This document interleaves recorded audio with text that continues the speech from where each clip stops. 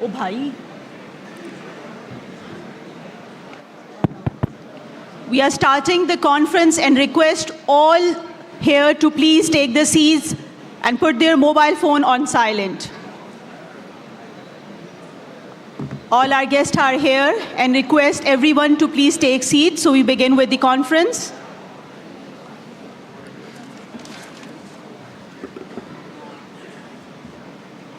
We also have free Wi-Fi available, so if you wish to connect, please connect with ICIBF. Add your name, contact, email ID, and organization.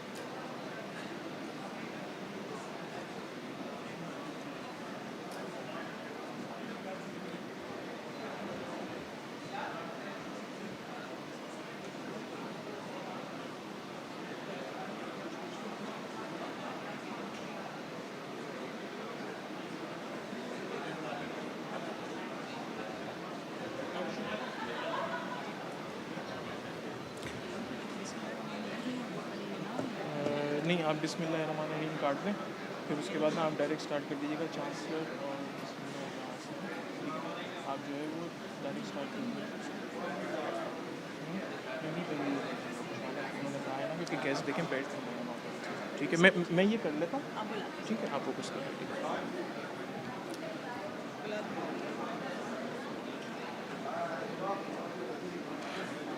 Ji, to formally begin our proceedings, we request President IoBM, Mr. Talib Sayyed Kareem, and our distinguished speakers to kindly proceed to the stage and take seats. Please welcome President IoBM, Mr. Talib Sayyed Kareem.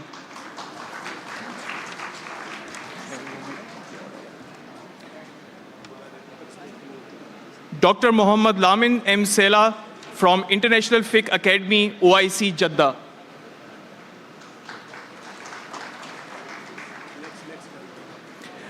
Mr. Muhammad Atif Hanif, CEO, Al Baraka Bank, Pakistan. Mr. Yusuf Hussain, President and CEO, Faisal Bank of Pakistan.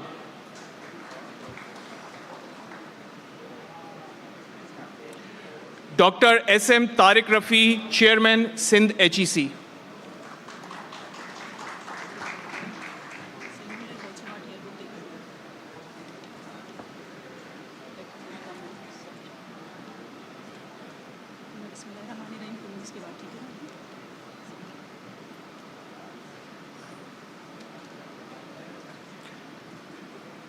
Mr. Irfan Siddiqui, President and CEO, Mizan Bank.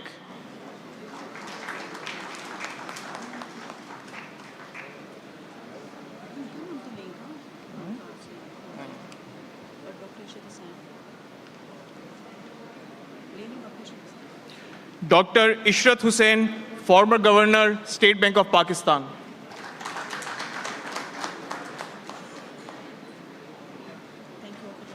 नहीं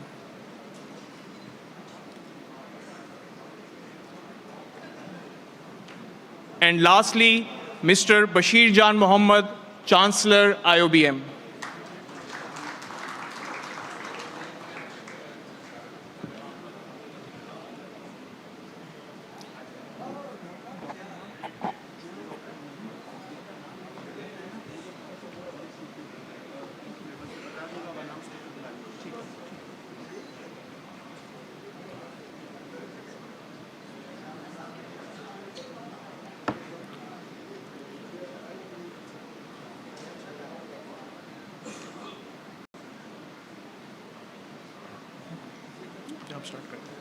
Thank you all for joining us.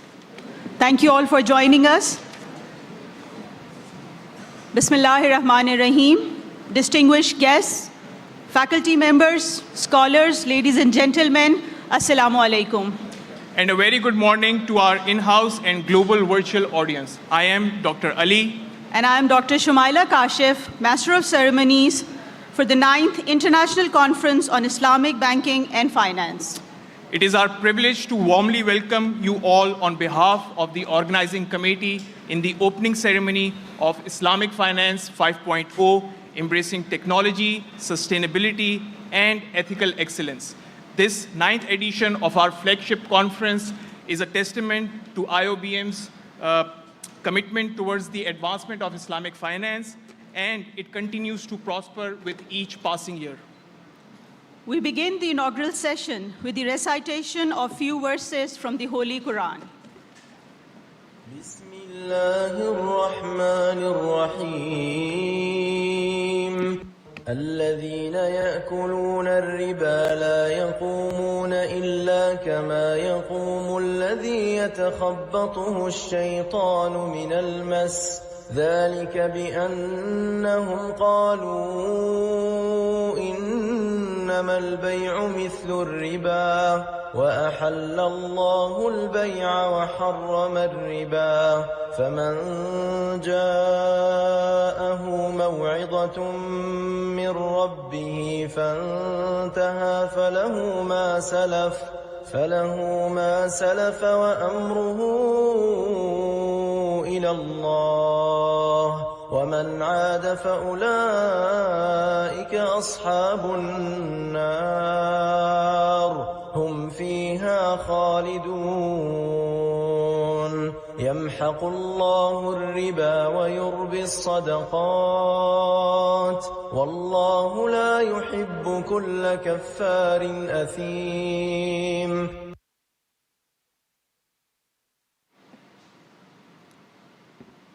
And now I shall request all present to please rise for the national anthem of Pakistan.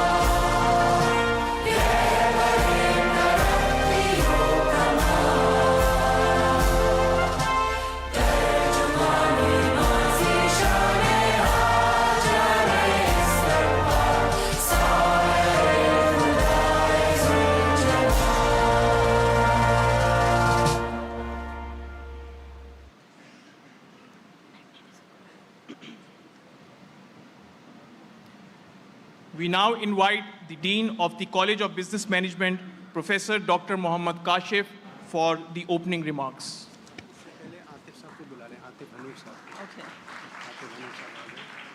Mr. Mohammad Atif Hanif, CEO Al Baraka Bank, if you can join us on the stage, please. Thank you.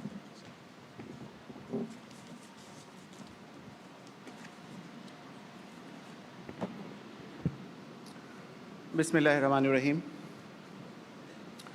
Ladies and gentlemen, distinguished scholars and esteemed guests, Assalamu alaikum and a very good morning. It is a distinct privilege to open 9th International Conference on Islamic Banking and Finance and address this gathering of exceptional minds, policymakers, practitioners, innovators from all over the world, united in their dedication to advancing Islamic finance. This year, we are honored to host more than 100 distinguished speakers, guests, moderators, policymakers from all over the world. The journey of ICIBF at IoBM began nearly a decade ago with a simple but a very powerful vision to create a platform where knowledge, innovation, and ethical finance converge. Over the years, this conference has evolved into one of the most recognized global forums, charting the progress of Islamic banking, exploring emerging challenges, and shaping the future of financial systems that are not only efficient, but also just and inclusive.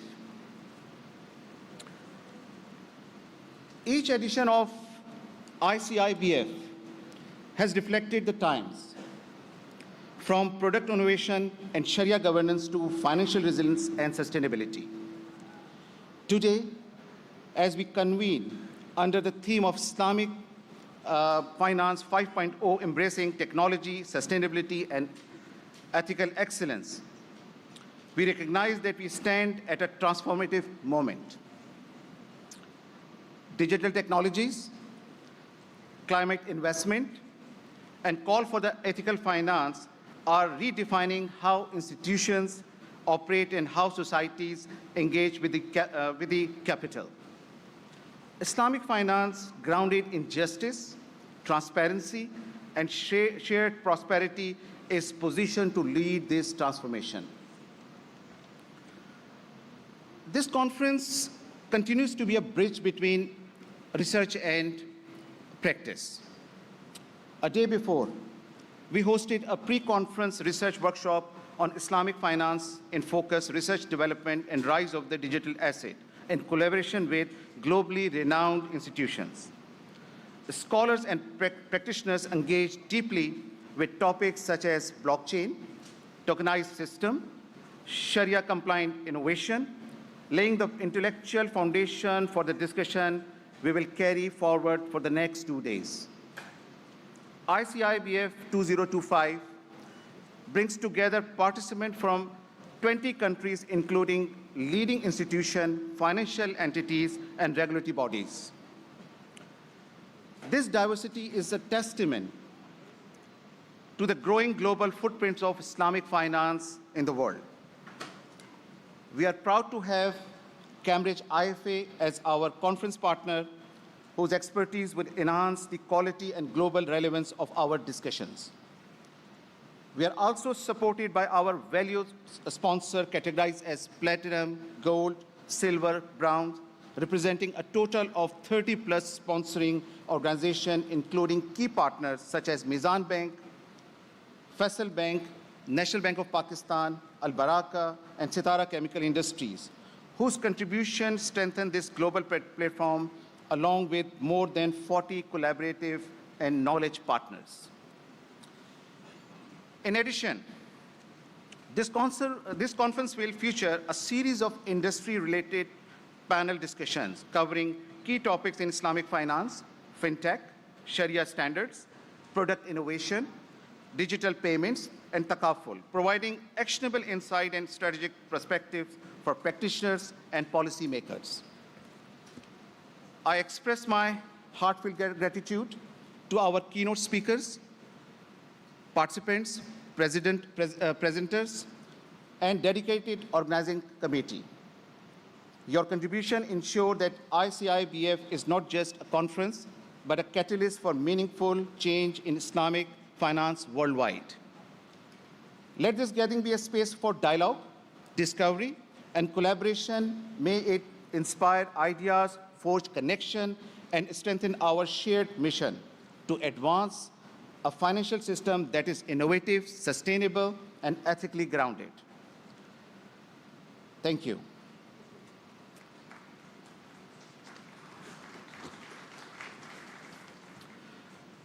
Now I need to make an announcement that Senator Mohammad Aurangzeb, Federal Minister for Finance, could not join us because of some commitment, but he has sent a message, so I'll read his message on his behalf. I quote, I congratulate the College of Business Management at Institute of Business Management on successfully hosting the 9th International Conference on Islamic Banking and Finance, Over the year, this conference has evolved into a leading national platform for dialogue, collaboration, and thought leadership in Islamic finance. This year's theme, Islamic Finance 5.0, Embracing Technology, Sustainability, and Ethical Finance, Ethical Excellence, focuses on the direction in which global and local financial systems are moving. Technology, sustainability, and ethics are redefining how financial institutions operate and how they serve society. Pakistan's sector is undergoing a significant transformation. Therefore, to sustain this momentum, the sector must continue to embrace digital innovation, promote sustainable and climate-resilient finance, and strengthen research capabilities. Institutions like IoBM play a vital role in developing future leaders, and I'm confident that this conference will contribute meaningfully to Pakistan's financial future as well. Thank you.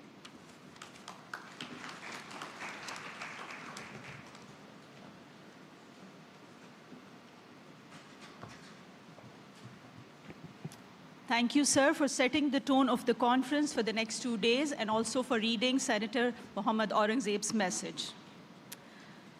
It is my privilege to call upon the conference patron and president of IoBM, Mr. Talib Sayyed Kareem, for the official welcome address. Please welcome Mr. Talib Sayyed Kareem.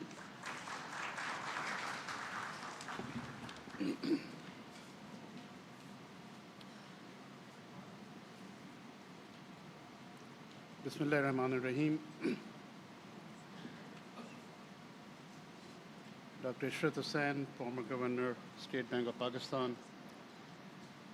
Mr. Bashir Jan Mohammed, our Chancellor.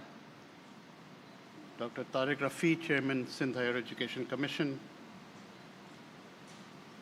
Mr. Irfan Siddiqui, President and CEO, Mizan Bank.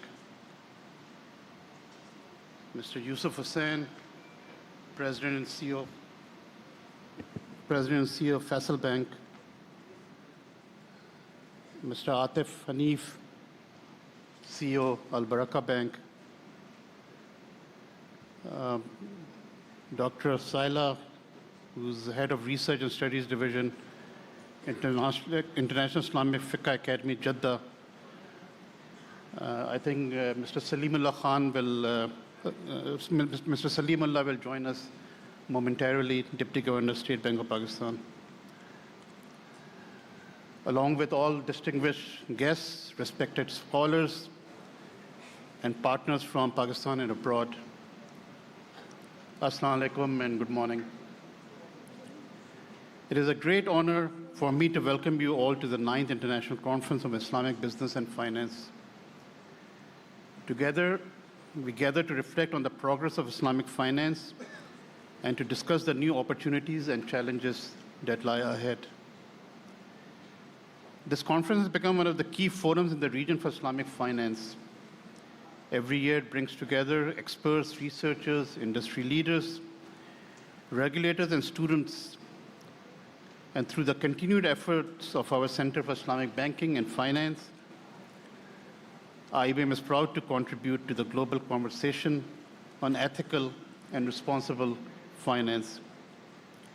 Islamic banking in Pakistan has grown at a steady and impressive pace.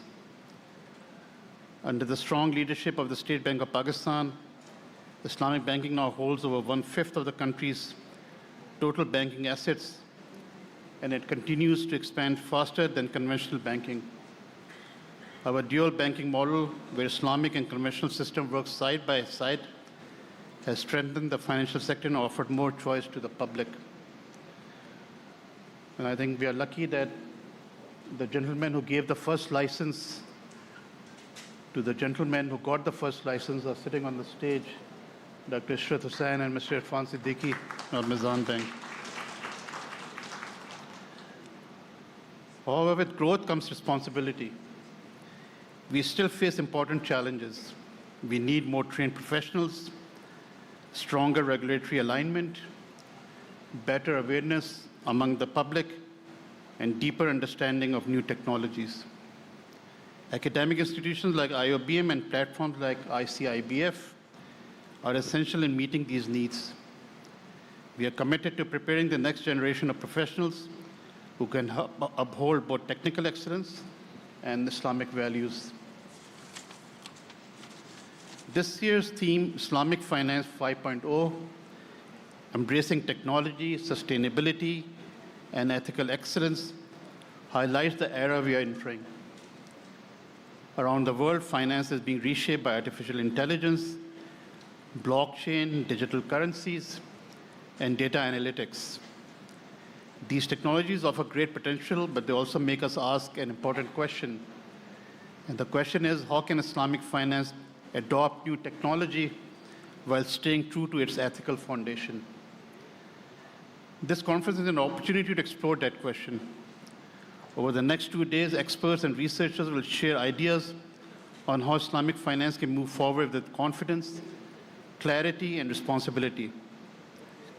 Their work shows that ethics and technology can go hand in hand, and that innovation does not have to come at the cost of values. Ladies and gentlemen, this conference is more than an academic event. It is a platform for policy dialogue, collaboration, and global learning. It brings together regulators, industry leaders, and scholars with one shared goal: to build a financial system that serves society and supports sustainable development. I would like to express my sincere appreciation to our valued partners, Cambridge IFA, the State Bank of Pakistan, the Securities and Exchange Commission of Pakistan, and our international knowledge collaborators for their trust and cooperation. Their support reminds us that the future of Islamic finance depends on partnership and shared vision. As I mentioned earlier, we cannot thank enough our sponsors who have been supporting us for the past 9 years.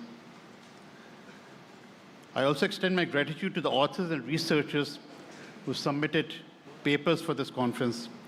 Your contribution deepened our understanding and strengthened the academic base of Islamic finance. My special thanks go to IoBM faculty, especially Dr. Imamuddin, the ICIBF Organizing Committee, and our hardworking student volunteers. Their dedication, planning, and teamwork have made this event possible. We are grateful for their service and commitment to excellence. As we begin the 9th ICIBF, let us move with a clear purpose: to build a future where technology supports ethics, where innovation strengthens sustainability, and where Islamic finance continues to serve people with fairness, trust, and compassion. Thank you once again for being here. I wish you all a productive, meaningful, and inspiring conference. And I welcome Mr. Salimullah, Deputy Governor, State Bank of Pakistan, on the stage. Thank you very much, and enjoy the 2 days of the conference. And I also, on behalf of Cambridge IFA, IFC would like to invite you for the dinner tonight, which is an award gala dinner, which Cambridge will be giving awards to various banks here in Pakistan. Thank you very much.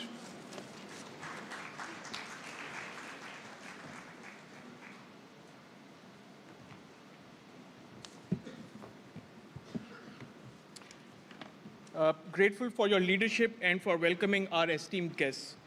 Your words not only inspired us, but also underscore the strategic vision of our institution in hosting this 9th International Conference on Islamic Banking and Finance. We now move on to our keynote speeches. The first keynote speech is going to be delivered by Dr. Muhammad Lamin M. Sela from International Fiqh Academy, OIC Jeddah.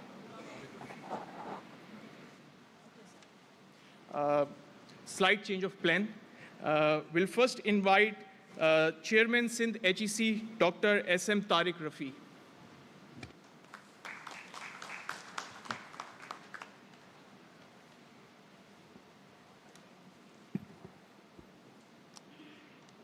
Bismillahirrahmanirrahim. Nahmadu wa nusalli ala Rasulil Kareem.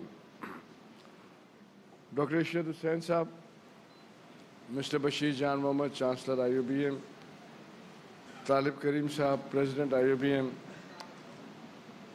all the presidents of different banks, distinguished guests, fellow academicians, industry leaders, ladies and gentlemen, Assalamu alaikum and a very good morning. It is definitely an honor for me to be here at the 9th International Conference on Islamic Banking and Finance in Karachi. I want to begin by acknowledging the Institute of Business Management and Center for Islamic Business and Finance for organizing such a timely and important event. The theme, Islamic Financing 5.0, Embracing Technology, Sustainability, and Ethical Excellence. It is a very well-chosen topic because it captures precisely where the future of Islamic finance is headed and where our higher education institutions must follow and play their own role in providing the human resource for the same topic. In Pakistan, Islamic financing is no longer a new concept. With a young population, growing digital adoption, and a rising demand for ethical financial instruments, there is a clear and urgent need to build capacity in this domain. But capacity does not come only through banks or financial institutions. It must begin in our universities, which will supply and provide you with the human resource that you require to build up your institutions.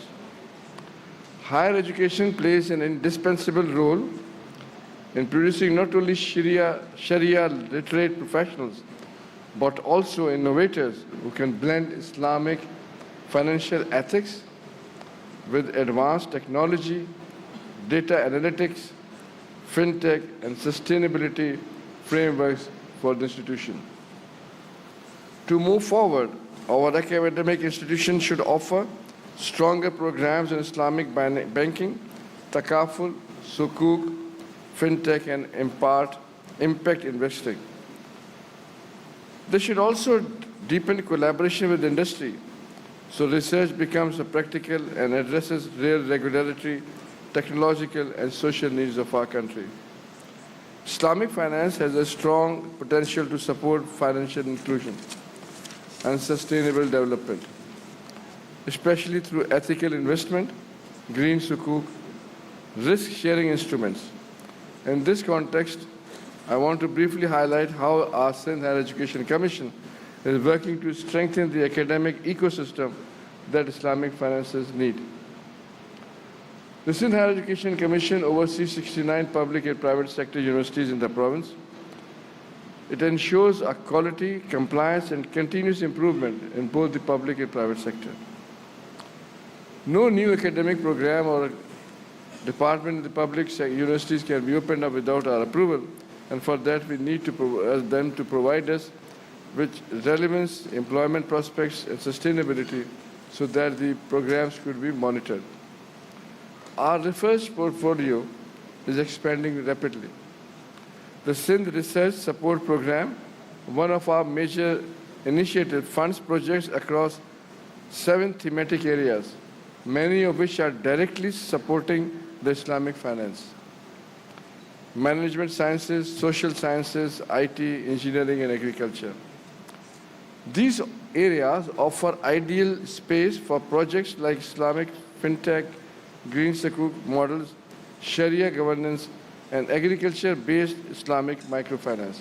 That is what we are emphasizing upon and giving research programs, support them through funds for these programs.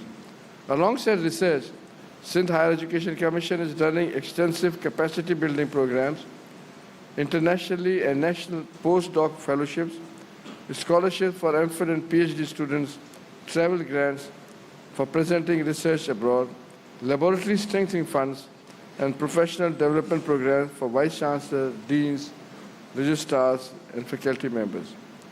All these efforts help universities move towards global standards and adopt best practices in governance, quality assurance, and innovation. So in a way, indirectly, we are supporting all the academic institutions, which also means that we are supporting the Islamic financing, which many universities are now following. We are also encouraging strong links between the universities and industry, research and technology showcases, Career Connect job fairs, and Sindh Startup Exhibition, which gives students and researchers opportunities to share their work, explore commercialization, and connect with their employees. These platforms are especially useful for Islamic finance students working on fintech, ethical investment, or applied research. In the end, I'm really grateful for inviting me to be amongst so many illuminates, and I think that such programs like the 9th conference will always add up to something in the Islamic financing world, and especially when the Islamic financing is not only in the Islamic world, throughout the world, Islamic banking, Islamic financing has taken a lead and is progressing much more rapidly than expected. Thank you once again. Pakistan, Paindabad.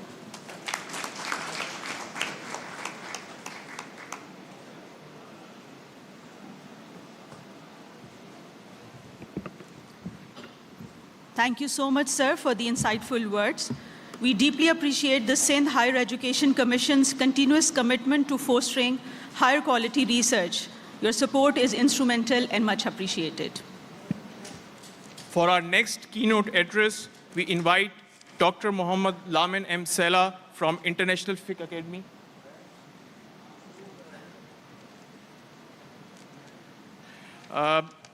We now invite Mr. Yusuf Hussain, President and CEO, Faisal Bank, Pakistan.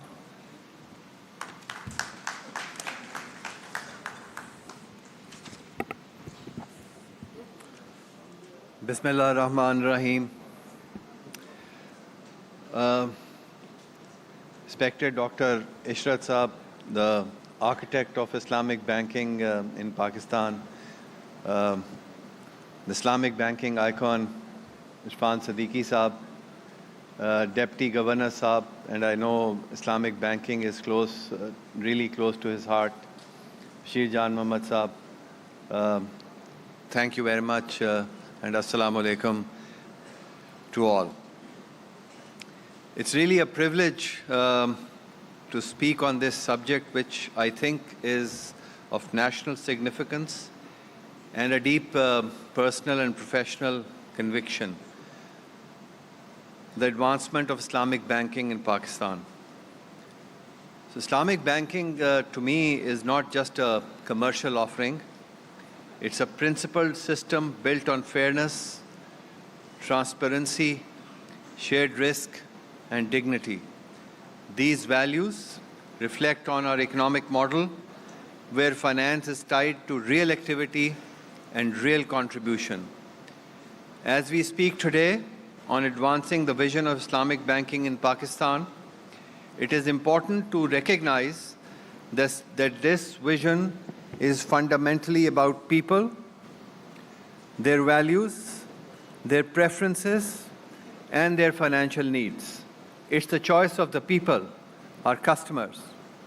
Islamic banking in Pakistan and throughout the globe aligns naturally with public's desire for fairness, transparency, and Sharia-compliant choices. And it must also drive deeper financial inclusion by bringing underserved households, women, youth, micro-entrepreneurs into the formal financial system. Today, we really stand at a defining moment. Islamic banking has crossed a quarter of the industry, supported by federal Sharia courts this direction and the state bank's multi-year but very solid roadmap towards Islamic banking. The support of the government, SECP, Islamic scholars has strengthened the ecosystem. Corporate partners across major sectors have further demonstrated the viability of Islamic finance. And again, I would like to say that it's the market, it's the choice of people who actually encourage this change. And during our conversion, we have seen that it was actually the choice of the customers which made it happen for Faisal Bank. So today we also have a strong national mandate. All of us are here in order to propagate and in order to think of ways that how can this economy on a totality basis be Islamized. But there are certain areas where we think that we need to work collectively in terms of pacing up. The most important part, I think, is the awareness and the need for a national narrative. Public demand, as I said, is strong, but the understanding of Islamic banking is still limited. We need to propagate the wisdom behind the Quranic injunction against riba. It's a protection rooted in economic justice, prevents wealth from growing without effort, risk, and value creation, prevents imbalance and social harm, and promotes fairness, transparency, risk-sharing, and asset-backed activity. This understanding must become a part of the narrative that all of us in the sector propagate. And that needs to go to people. And unfortunately, I mean, if you talk to a common person today in cities like Karachi as well, the understanding of Islamic banking in terms of its true value is not really there. Mostly people think that Islamic banking is because it's in Quran, that you should not be encouraging riba. But there is logic behind it, and there are products behind it, and there are offerings behind it. So in essence, I mean, it is offering a complete parallel economic system. Now that needs to be propagated. So national narrative requires an effort across all of us, the industry players, State Bank, SCCP, ministry, scholars, universities, everywhere. So I think that is something that we will need to work upon as an industry. The second, I think,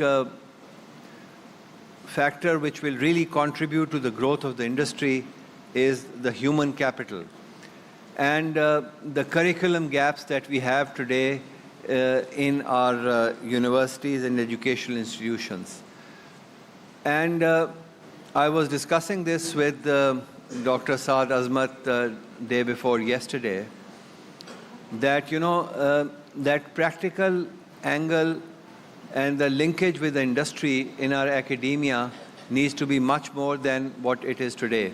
So it is imperative on all of us, the industry players, myself, people like Irfan Saab, Atif, even the State Bank regulators, that we relate with the academia. We relate with them through practical cases, through practical situations. That is what is going to really make a difference. Islamic finance really needs people. It has to be people-driven, and people who are there in terms of conviction, and people who are there in terms of the practical solutions for the industry. So that is a comfort that we will have to give to the industry. So the regulatory alignment is another factor. A lot of work has been done, and I think SCCP and State Bank are working on it very proactively. But that is one area that we will again need to focus upon. Harmonization with the IOFI and IFSB standards. I think this is an area that we will need to focus upon. And I think there has to be fairness in terms of the government offering the treasury instruments. For any industry to grow, I mean, there are some disparities in terms of the availability of sukuks and the rates that are offered as compared to the conventional banks. So in order to be fair to the industry, I think this is another area that the government, through the State Bank, may want to work upon. And I know for a fact that Salimullah Saab has done some great work on this, but sir, I think more needs to be done on this front. So we need to really focus on solutions. I mean, it's not just academic.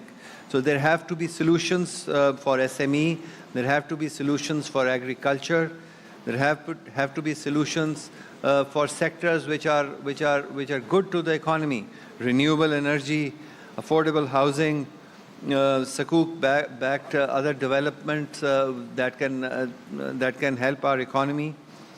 And I think one other area which really needs to be considered is the digital and the technology infrastructure. When we converted in Faisal Bank, one of the biggest issues was the technology part. So there were no ready-made solutions available, and we had to struggle. And even the current system that we have resides on the conventional infrastructure. So for this to be effective, I think the industry needs to work on specialized solutions which support both the normal banking operations but also the digital infrastructure. So, I mean, I always quote that Faisal Bank is a ready example. Okay, we did it in 5-6 years, but there are a lot of learnings that we are trying to put together under the umbrella of the State Bank of Pakistan in terms of the industry. And it's, I think it's not mechanical conversion that we talk about in any bank. It's actually the mindset that you need to have your employees think about what is Islamic banking, how is it right. It's not just the religious part, it's the ethical part as well. And how does it really contribute towards the development of the country as compared to the conventional banking, which may at times be speculative in nature, which may at times be not asset-based. So, one has to sort of convert the mindset of the people and of the customers. It's the entire cultural transformation that one has to go. Capability development has to be built. Systems need to be worked upon. And there has to be real economy alignment in terms of the developmental sectors. So I think as an industry, we will need to pick up on these pillars and have an integrated strategy in terms of supporting this conversion. On an individual basis, we are all contributing towards this conversion, but I think more needs to be done in terms of both local and international collaboration, in terms of the product sharing, in terms of how can the economy be impacted, in terms of Sukuk solutions, and in terms of making a real difference. So more collaboration and togetherness will make the Islamic sector grow many folds. Thank you.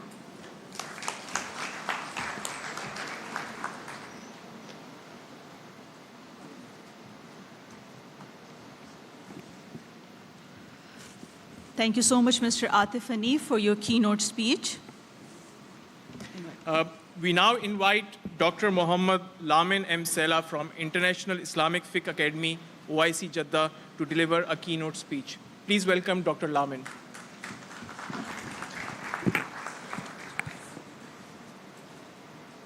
I think the PowerPoint, they already show or no? Yeah, no, we're going to show the PowerPoint. Do you want to show PowerPoint? It's up to you. If you don't, Do you have it in USB? yeah.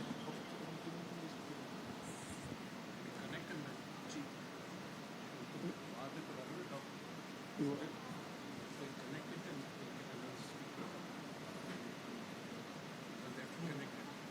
Please take time, yeah? Okay. You can come after Atif. In the meantime, we can arrange the connection. No problem, no problem. If you can keep it, if you want, you can keep it here. No, you mean I give you the USB? We can come after Mr. Atif. Oh, okay, I give you the Yeah, you can give me the USB.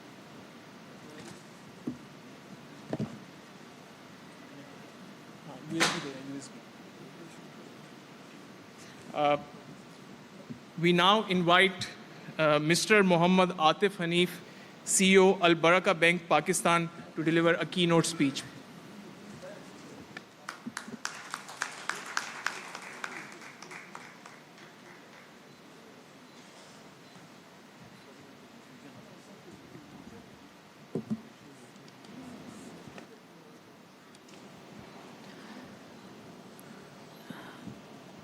Bismillah ar-Rahman ar-Rahim. Assalamu alaikum. Dr. Ishrat Hussain Saab, former Governor of State Bank of Pakistan, Salimullah Saab, Deputy Governor of State Bank of Pakistan, Bashir Jan Muhammad Saab, Chancellor IoBM, Talib Sayyid Kareem, President IoBM, SM Tariq Rafi Saab, Chairman Sindh HEC, Irfan Siddiqui Saab, President Mizan Bank, Yusuf Hussain Saab, President Faisal Bank, Dr. Muhammad Lamin, International Islamic Fiqh Academy, OIC Jeddah, and Dr. Imamuddin Sahab. It's such a pleasure to be here on this annual event, which is a formidable conference of Islamic banking in Pakistan, and it's growing and becoming more and more powerful and effective with every passing year. I will just like to, there are scholars who are going to talk about Islamic banking and Sharia compliance, and Irfan Siddiqui Saab is going to talk about how the Islamic banking has been carrying on and what his vision is, and Yusuf Bhai said a lot. I'll just like to mention that the way we are looking at and the way we are growing Al Baraka and the way we are, our strategy and vision is, Islamic banking should not be looked at as a segment of banking which is now being asked by the Assembly and the Supreme Court to be converted into as an entire banking system. But rather it should be looked as the solution to the Pakistan's challenges and overall the needs of the people of Pakistan be rightly met through the Islamic banking. For example, and this should be led by the technology and innovation, not only in Sharia compliance, but also in business and strategy. The way we have started the transformation of Al Baraka Bank in Pakistan, since we are part of the Dalla Group of Saudi Arabia, and the Al Baraka Banking Group is based in, the headquarters is based in Bahrain, and we have presence in 13 countries. We started with a synergy model to connect Pakistani exporters with the importers and the businesses in 13 countries through a webinar and portal, trade finance portal. This became very, very effective, and we have held 4 webinars country to country so far. And the last webinar we held was the first product webinar of the ABG, which was hosted in Sialkot, and the product was the sports goods of Sialkot. And they were connected with the buyers, they were connected with the buyers of, in 13 countries of sports goods. And that is how it became very, very effective. And it was held in June, and I will request your attention, please. The webinar held in Sialkot was very effective, as we connected 70 leading exporters of sports goods of Pakistan with the sports goods importers and buyers with the 13 countries. And it became very, very effective, and it was followed by a series of virtual meetings that were hosted by Al Baraka Bank. For example, businesses in South Africa offered warehouses to the Sialkot exporters. In Egypt, they were offered JVs, and those meetings were hosted by Al Baraka Bank virtually with the businesses throughout these 13 countries. So that is how we feel that Islamic banks don't only have to look at the Sharia compliant, but also they should lead the business models, innovation, and digital and technology. The portal that we established in Pakistan, it is being used by all the 13 countries, and this model is now implemented in all the ABG franchises through the headquarters. And all the franchises are using this model among each other. Recently, in a CIO conference held in Pakistan, our CIO was awarded for this innovative idea of developing the portal. And later on, we realized that there is a global CIO conference as well, which was held in Egypt. And this particular portal was selected in that conference among the 200 innovations by the CIOs throughout the world. And there he was awarded, our CIO, and we came to know that Al Baraka Bank Pakistan is the only bank in the world which has developed such a trade finance portal. And so what I'm emphasizing on is that since the banking is being converted into Islamic, we should also be considered the leader in innovation and digitalization, and not only trying to catch up with the product development and the Sharia-compliant needs of the people, but also as a solution to the Pakistan's economic issues. So the two biggest issues of Pakistan economy are that our exports have not developed in last 10 years. Our export in 2014 were $25 billion. They are today $30 billion. Exports of Bangladesh in 2014 were $30 billion. They are now $51 billion. As a result, our imports continue to increase, and the pressure and the reliance on the home remittance to save us from default is just continuously increasing. So the exports have to increase. Now, how Islamic banking can support this progress of exports? That I'm going to share with some views. And second is the financial inclusion. In total, we have 83 million unique bank accounts in Pakistan. There are 150 million adults in Pakistan. Now, half of these 83 million unique accounts are with fintechs and branchless banking. So branchless banking and fintechs don't have deposits. About 40 million active bank accounts in commercial banks are the ones which have the bank accounts, which has the deposits of the industry. So now how, so this only comprises of maybe 25% of the adult population. We have 5 million teenagers who migrate to adulthood every year. We are opening less than 4 million accounts every year. So the unbanked population continues to grow. Now, all the surveys that have been done so far for the reasons of this unbanked population, the single most important reason is the fear of riba. And irrespective of how strong the digitalization is in Pakistan, if people continue to fear from riba, they are not going to come into the banking system. And especially the deposit is not going to come into the banking system. Now, this deposits that we have represents $400 billion of GDP. It is estimated that Pakistan's actual GDP is more than $1 trillion. Now, how strong this is, $1 trillion, for perspective reasons, we can see that the GDP of Saudi Arabia is $1.4 billion. So if our actual GDP is $1 billion, it means Pakistan's real potential is very, very strong. But what is holding it? The financial inclusion and documentation of economy. And what is most important for that inclusion is the Islamic banking. So Islamic banking should be looked as the solution for the Pakistan's challenges. And conversion, for the conversion purpose, the biggest challenge is that there are 35 trillion rupees of PIBs and T-bills in the assets of conventional banking. If they don't have, if there is no solution or alternate to these PIBs and T-bills in the form of sukuks, then the conversion can really practically not take place. Even if all the branches are converted into Islamic, what the Islamic banks are going to do with the deposits? They have to be placed somewhere. And the private sector demand is not growing. Just like I mentioned, the exports are not growing. So the only thing that is growing is the consumption, which is basically fed by the imports.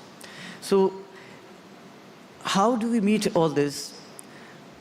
What, in our view, the solution lies with the Islamic banking being considered as overall part of the halal ecosystem.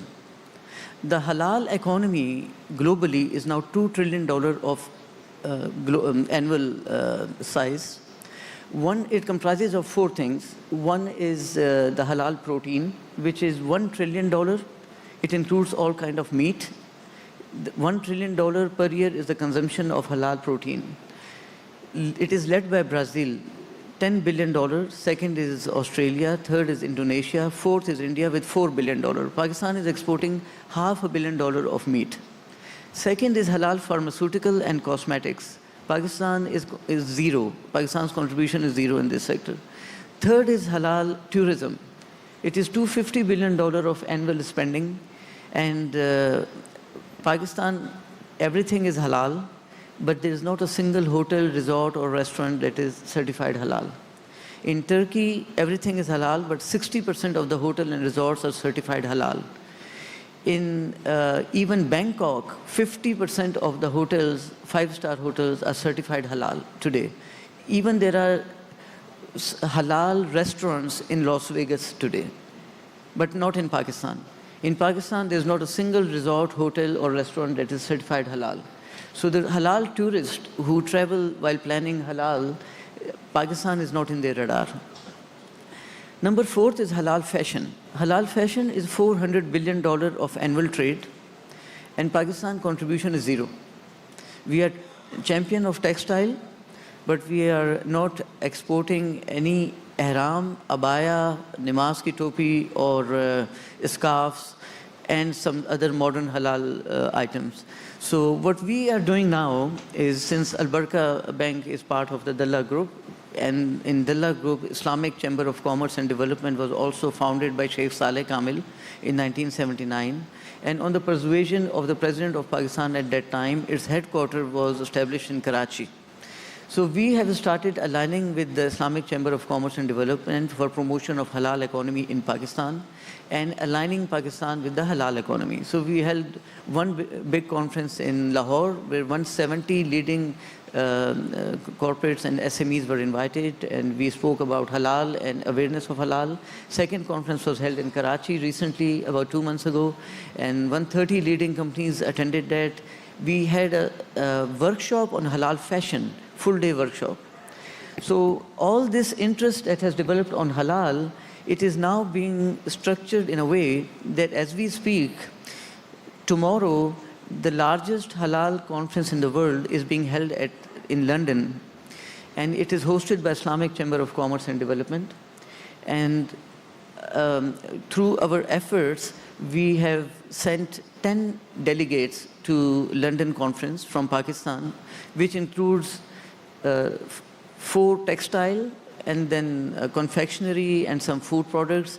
And they are holding, they have actually developed some products for halal fashion, and they are displaying those products there. So in our opinion, with the promotion of halal economy in Pakistan, the demand for financing is going to increase so much that the requirement of the Islamic banks' asset deployment is going to be sufficiently met through the growth of halal economy in Pakistan. For example, the $400 billion halal fashion, if Pakistan targets 5%, that is $20 billion. Today, entire textile exports are $20 billion. So 5% of halal fashion market in 5 years will mean doubling of Pakistan textile sector in 5 years. And that will be sufficient to meet the asset deployment requirement of Islamic banking, for even despite very aggressive conversion. Apart from that, I think, like Yusuf Saab said, that the awareness and the real belief of the Islamic banking as the real Sharia compliance banking is very, very important, especially because in total banking industry has 200,000 employees. 50,000 employees are working under Islamic banking, 150,000 employees are working in conventional banking. And by and large, as the society, there's a very common thing to hear that is Islamic banking really Islamic, or is it holding ear like this and this? So I think the conventional bankers need to believe that this is the right Sharia compliant banking before they start offering Islamic banking through the converted branches and converted banks. So there's a big need for training, and I think IoBM is a strong institution, is an asset of Pakistan in terms of Sharia compliance knowledge base. I think more affiliations of IoBM with the universities and institutes throughout Pakistan will enable a widespread Islamic banking training capabilities, which is required before the entire conversion take place. I think it's very important that the training and the belief in the Islamic banking is also strongly pushed. Because this is not the only time Pakistan is converting into Islamic banking. We tried that once in 1984, and later in 1992 it was reverted. But we still have the reminiscence of that, those nomenclatures of Islamic banking in our conventional banking today. So we need to make sure that this time around people really believe that this is the right banking, the right Sharia compliant banking, for which it is very important that the conventional bankers should be trained in Islamic banking and they should believe in Islamic banking before this entire convergence takes place. Thank you very much.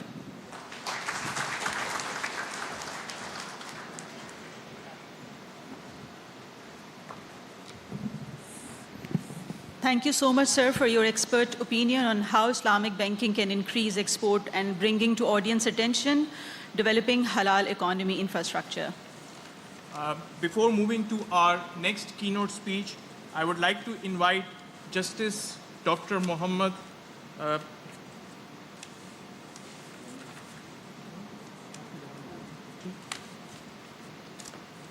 Dr. Syed Muhammad Anwar from Federal Sharia Court to join us on the stage, please. Please welcome.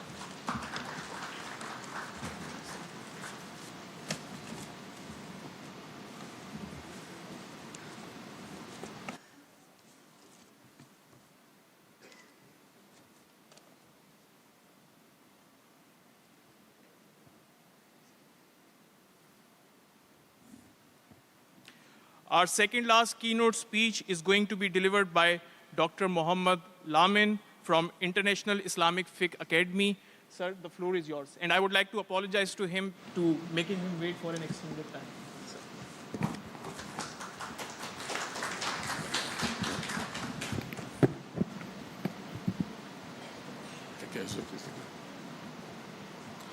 بسم الله الرحمن الرحيم الحمد لله رب العالمين ثم الصلاة والسلام على الحبيب محمد بن عبد الله وعلى آله وأصحابه الكرام وعلى كل من تمسك بسنته صلى الله عليه وسلم إلى يوم القيامة وأقول السلام عليكم ورحمة الله وبركاته. Please allow me to speak a little bit in English. I say good morning everyone. It's very good for me and it's very important for me to be one of the keynote speakers from International Islamic Fiqh Academy. So, Your Excellency, ladies, gentlemen, the professors, and all the guests, all the participants, I can say again, Assalamu alaikum wa rahmatullahi wa barakatuh.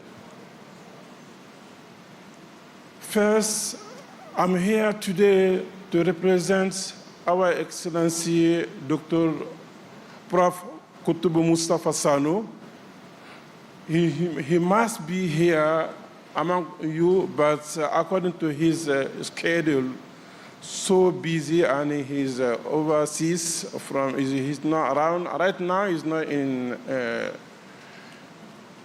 Jeddah, so he's overseas. That's why I came here to represent him.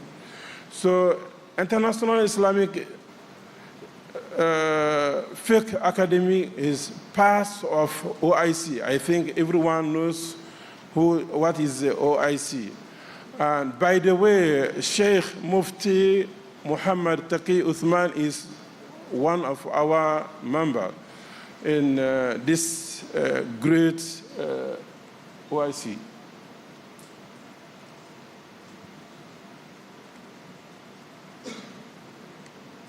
Something wrong?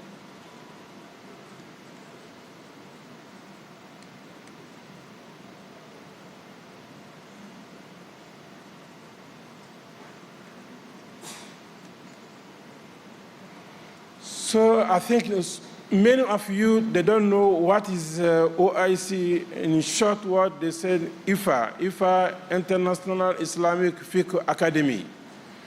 This Islamic organization was established in Islamic calendar 1401, which means since 1981, but the headquarters in Jeddah, Saudi Arabia. The headquarters in Jeddah. But we have the different scholars from over the world, more than 37 countries, 57 countries. We have the members, and in this Islamic Fiqh Academy in Jeddah. Pakistan is part of this member, as I just mentioned earlier. Sheikh Mufti Uthman Taki Uthman is one of them. And then we have the objective. We have many objectives, but I'm not going to read all. I'm not going to mention all. But if you go through our website, you will see, you will get more details about this one.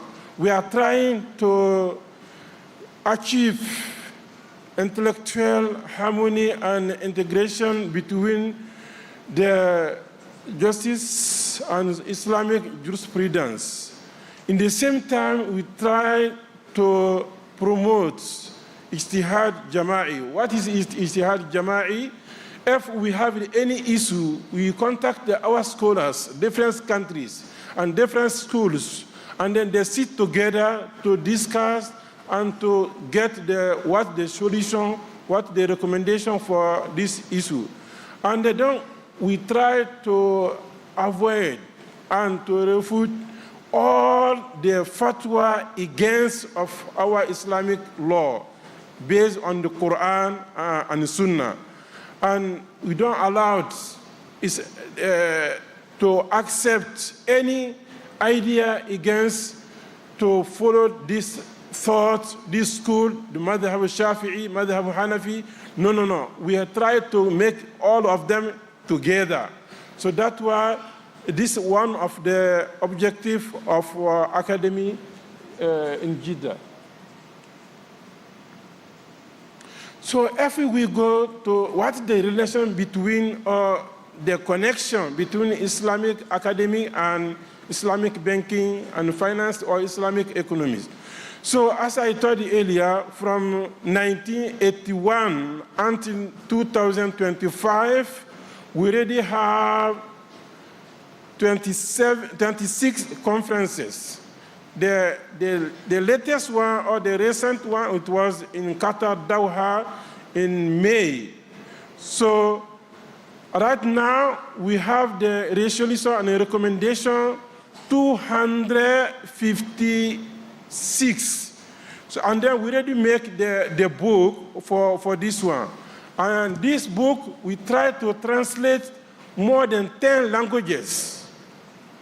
We have in English, this is English version, and we have in Arabic also, this the Arabic, this the one, and we have in French, we have in Hausa, they use in Nigeria, and we have in Urdu. Urdu also we have, but and the Sheikh Mufti Muhammad Taki Uthman, when we translate, we have the translator, so we give to him to add it, to check if everything is correct. So you may find in the website soft copy. Soft copy is there in your mother tongue. It's very important for you. If any issue, Islamic banking and finance or economy or social issue, you can get all the solution on this one. In Spanish also we have. In Bahasa Brunei, the language they are using in Brunei, we have this, they already translate into this language also, Bahasa Indonesia. Bahasa, by the way, they call it the language. Who don't know the Bahasa, because which means the language. We have also in Swahili, they use in Somalia and the ulterior des langues. And Russian language, and Iranian language, and Unko. This Unko they use in West Africa. So all these languages, we try to translate the resolutions and the recommendations into more than 10 languages. Among 256 conferences, we already conducted 40 issues or 40 cases about Islamic banking and finance. You may find in this book. And then when you go through our website, as I told you, International Islamic Fiqh Academic, any language, when you check even now, you will find. You go down, you will see the translations for the languages, even as I told you. So we try to do our best to translate, because International Islamic Fiqh Academy from you and it belongs to you in the same times. So Islamic banking and finance is a comprehensive system, is connected to the economic with the ethics. Okay, yeah, they told me 10 minutes. Yeah, inshallah, I am going. So there are some fields we are trying to conduct. Okay. We have the transaction, as you know, the riba, profit sharing. We have this also, we already discussed, and also zakats and investments and financing and social solidarity. We have this one and some example for the Islamic banking and finance, like sukuk, mudaraba, musharaka. We already discussed this one, and we have some. We try to do our best also to issue a resolution and a recommendation and guidance, and to develop Islamic banking and finance in the same time. So because of the time, I thank every one of you. I cannot forget the Pakistan government and all members of in Pakistan, inside Pakistan or outside Pakistan, because there are some citizens, they are living overseas. So my thanking for everyone. In the same time, I cannot leave this place. I have to extend my special thank you to my beloved Prof. Dr. Imam D, the Director, Center of Business and Finance, ICIBF, and for every one of you. And I'm so sorry if I take a long time, because if we give talk sometime, it takes time. So, assalamu alaikum wa rahmatullahi wa barakatuh.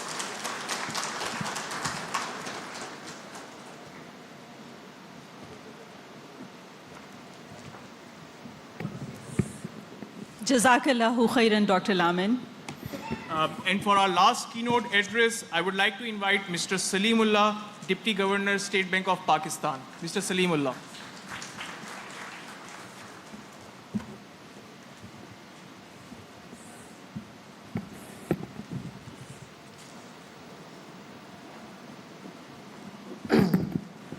Bismillahirrahmanirrahim. Allahumma salli ala Muhammadin wa ala alihi wa sahabihi wa barik wa sallim. Rabbi shrah li sadri wa yassir li amri wa hlul 'uqdatam min lisani yafqahu qawli. Respected Dr. Ishrad, Dr. Lamin Sela from Islamic Fiqh Academy, OIC Jeddah, Mr. Bashir Zad Muhammad, Yusuf Hussain Saab, Irfan Saab, and Talib Askrim Saab. It's a Assalamu alaikum and a very good morning to all of you. It's a real pleasure and honor to be part of this very important event. And I'm extremely happy to see large number of Islamic finance professionals, scholars, academics, coming from not only from various parts of the country, but across various jurisdictions. So it's really glad to have them here. And I hope that they will have a very pleasant stay here in Karachi, and they will be able to enrich the overall discussions that are going to take place here in this very important event. So I have a very long speech that available with me, but I will try to be very brief. And you see that the objective of all these events is to brainstorm and to energize our efforts towards the development of a just, fair, and equitable equitable economic system. And when it is fair, just, and equitable, that is in line with the very principles and very spirit of Islamic Sharia. So that is the very objective on the basis of which we are trying to develop that very financial and economic system. And I'm pleased to see that, alhamdulillah, not only in Pakistan, but globally, the Islamic banking and finance has taken that traction. And when we see ourselves in Pakistan, starting from really scratch in 2001 and 2002 under the leadership of Dr. Ishrad, right now we are about 27% of the banking system, which is a huge, I think, achievement in the last more than 2 decades that we have been able to achieve. And when we see the last decade, in the last 1 decade, this achievement is, I think, it is we have been able to more than double our share in the overall banking system. In terms of deposits, we used to be at around 12.5%. Right now, we are around 26.5%. In terms of assets, we used to be at around 11%. We are right now at around 21.5%. So it's a pretty, I think, phenomenal growth that we have been able to achieve, and that clearly shows the efforts, the contributions that have been made by the Islamic banking industry, the kind of solutions that they have presented, and the kind of efforts that they have made with respect to the promotion and development of the Islamic finance industry. And most importantly, it is the confidence of the consumers. It is the demand by the market that is pulling the banks, not only the Islamic banks, but also the conventional banks towards offering the Islamic banking products. And when we see globally, Pakistan is the 12th largest market that is offering both the conventional and the Islamic financial services. So, starting from a very, very niche market, now the Islamic finance and Islamic banking industry represents a very, very important component of the overall financial system. So, with all this that we have achieved, still as the earlier speakers were narrating, still a very large segment is still untapped. And one reason that we have not been able to tap that very large segment is our ability to reach out to these people with right kind of products and services. And right now, we have the technology available with us that enables us to reach out to these people. When we see that our overall banking system is just serving about a relatively lower segment, a lower proportion of our overall market, overall population, with 91 million unique accounts. We are able to serve about 60% of our population. That about 40% of the population that is still untapped, that can be reached out through by leveraging the technology that is available to us. And in that respect, let me share with you the kind of initiatives and efforts that we have taken with respect to leveraging the technology, so that we could increase the financial inclusion level and reach out to the maximum number of people. And this, the kind of initiatives that we have taken, that includes a framework for digital banks that would enable the banks to reach out to these clienteles.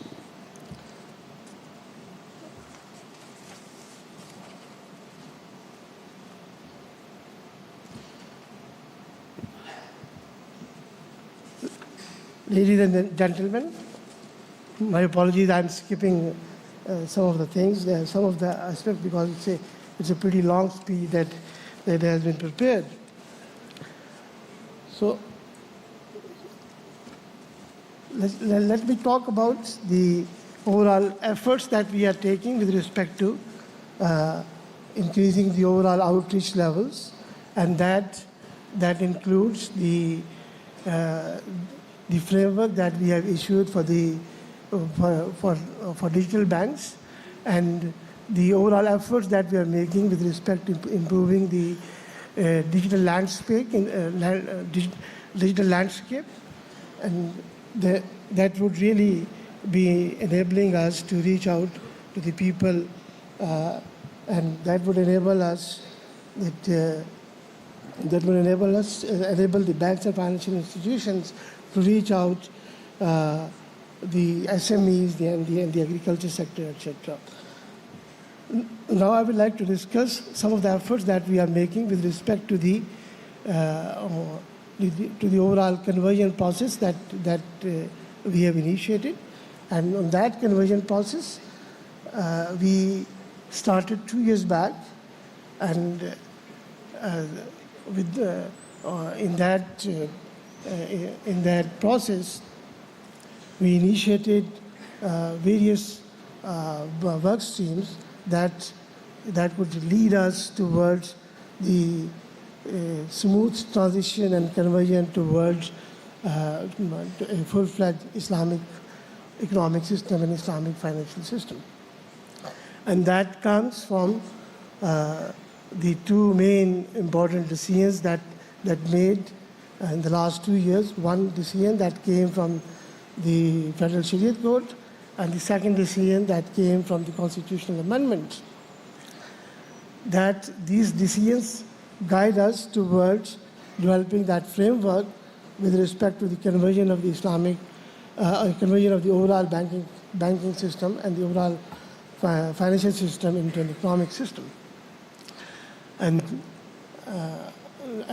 let me share with you that substantial amount of work has been completed with respect to the conversion process, and we have been able to review all the relevant legal frameworks, the regulatory frameworks, and similarly all the work team that were working on various products that needs to be converted into the Islamic variant. My apologies for that. So one of the key challenges that we have been facing that related to the conversion of the public debt into into Islamic and the Sharia compliant debt. And I'm pleased to share with you that we have been able to develop solutions that would enable us to convert that public debt into a Sharia compliant debt. That for that purpose, my team and the industry have worked together, and we have developed two very important solutions. And that solutions relate to one that relates to the development of a hybrid sukuk structure that would enable the government to issue larger number of sukuks, so that the very large amount of public debt, which is about 40 to 45 trillion rupees, that can be converted into Sharia compliant debts. And another very important structure that the industry and the State Bank team has developed is the Wakala-based structure that would also enable us, inshallah, to move into that direction. In the last space, I would like to emphasize that we must work together in improving the overall value proposition that is being offered by the banks, Islamic banks and financial institutions.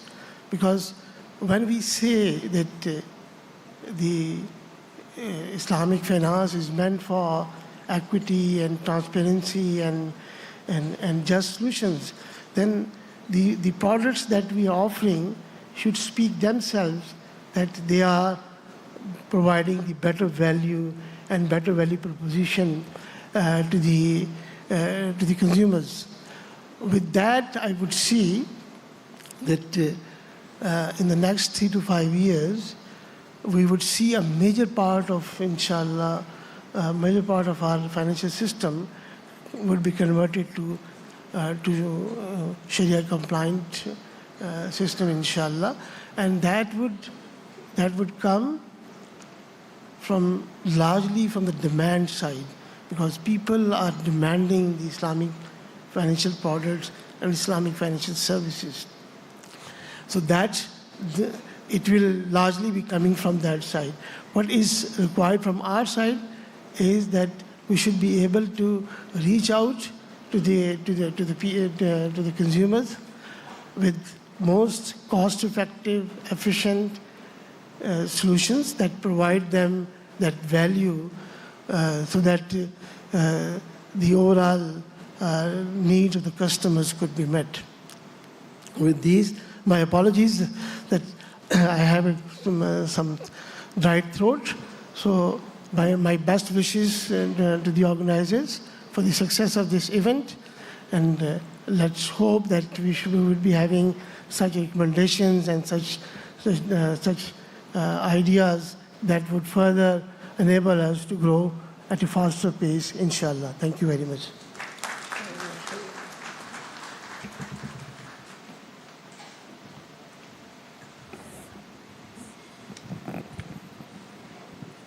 Thank you so much, Mr. Salimullah, for such an inspiring talk. We still have an exciting talk session coming up with Mr. Ishrat Hussain and Mr. Irfan Siddiqui, but before that we shall have memento distribution, for which may I request Chancellor IoBM, Mr. Bashir Jan Muhammad, and to join by President IoBM, Mr. Talib Sayyid Kareem, please, on the stage.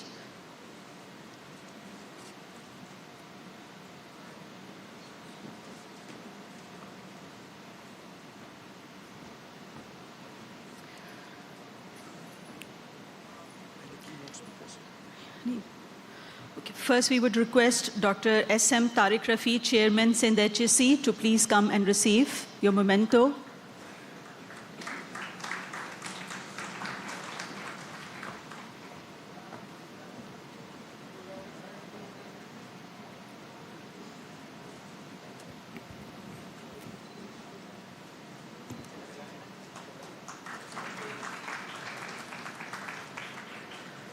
We are also joined by Malaysian Consulate General, Mr. Harmain Ahmed. Second, we have Mr. Yusuf Hussain, President and CEO, Faisal Bank. Sir, please.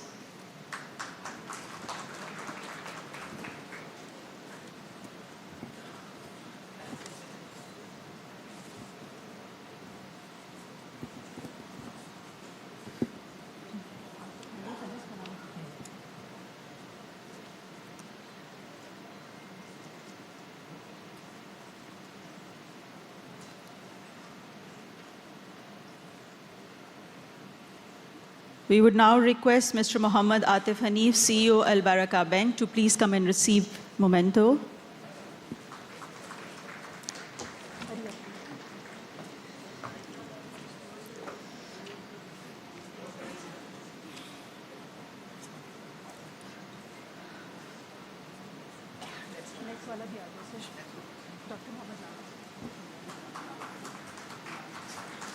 Next one is Dr. Muhammad Lamin Sela, International Islamic Fiqh Academy, IOC, Jeddah, KSA.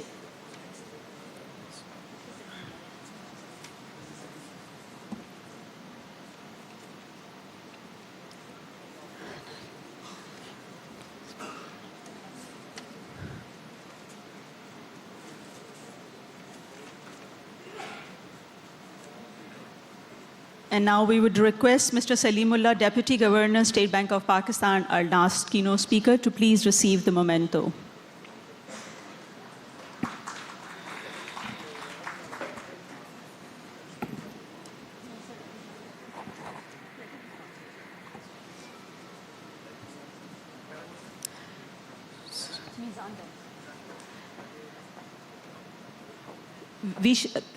Kindly keep on the stage as we shall be distributing the memento of appreciation to our platinum sponsors as well, starting with any representation from Mizan Bank. Mizan Bank, our platinum sponsor.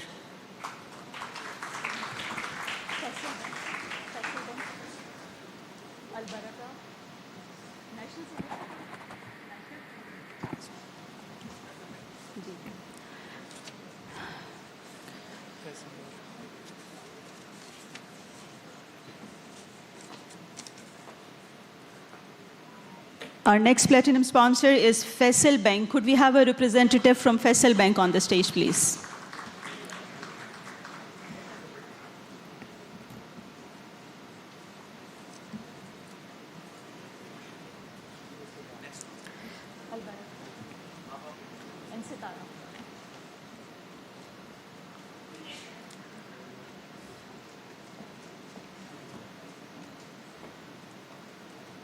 Our next platinum sponsor is Al Baraka Bank. Could anyone from Al Baraka join us on the stage, please?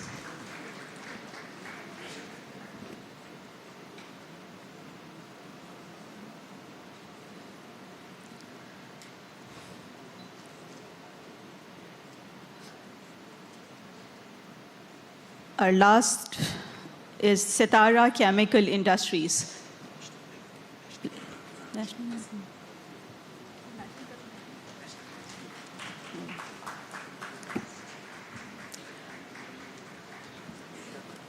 Could we have representative from Sitara Chemical Industry on this stage, please? Yes, sir.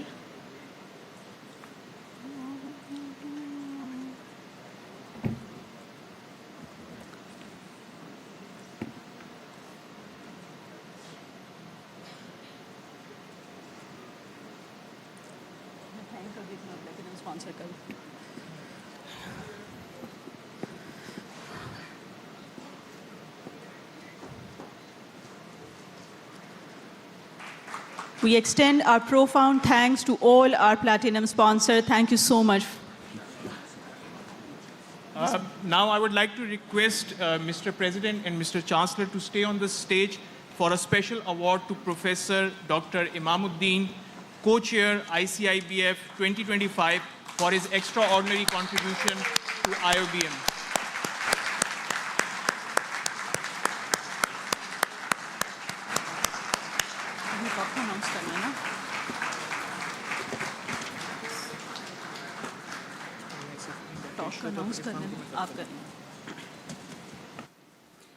Please give a huge round of applause to Professor Dr. Imamuddin.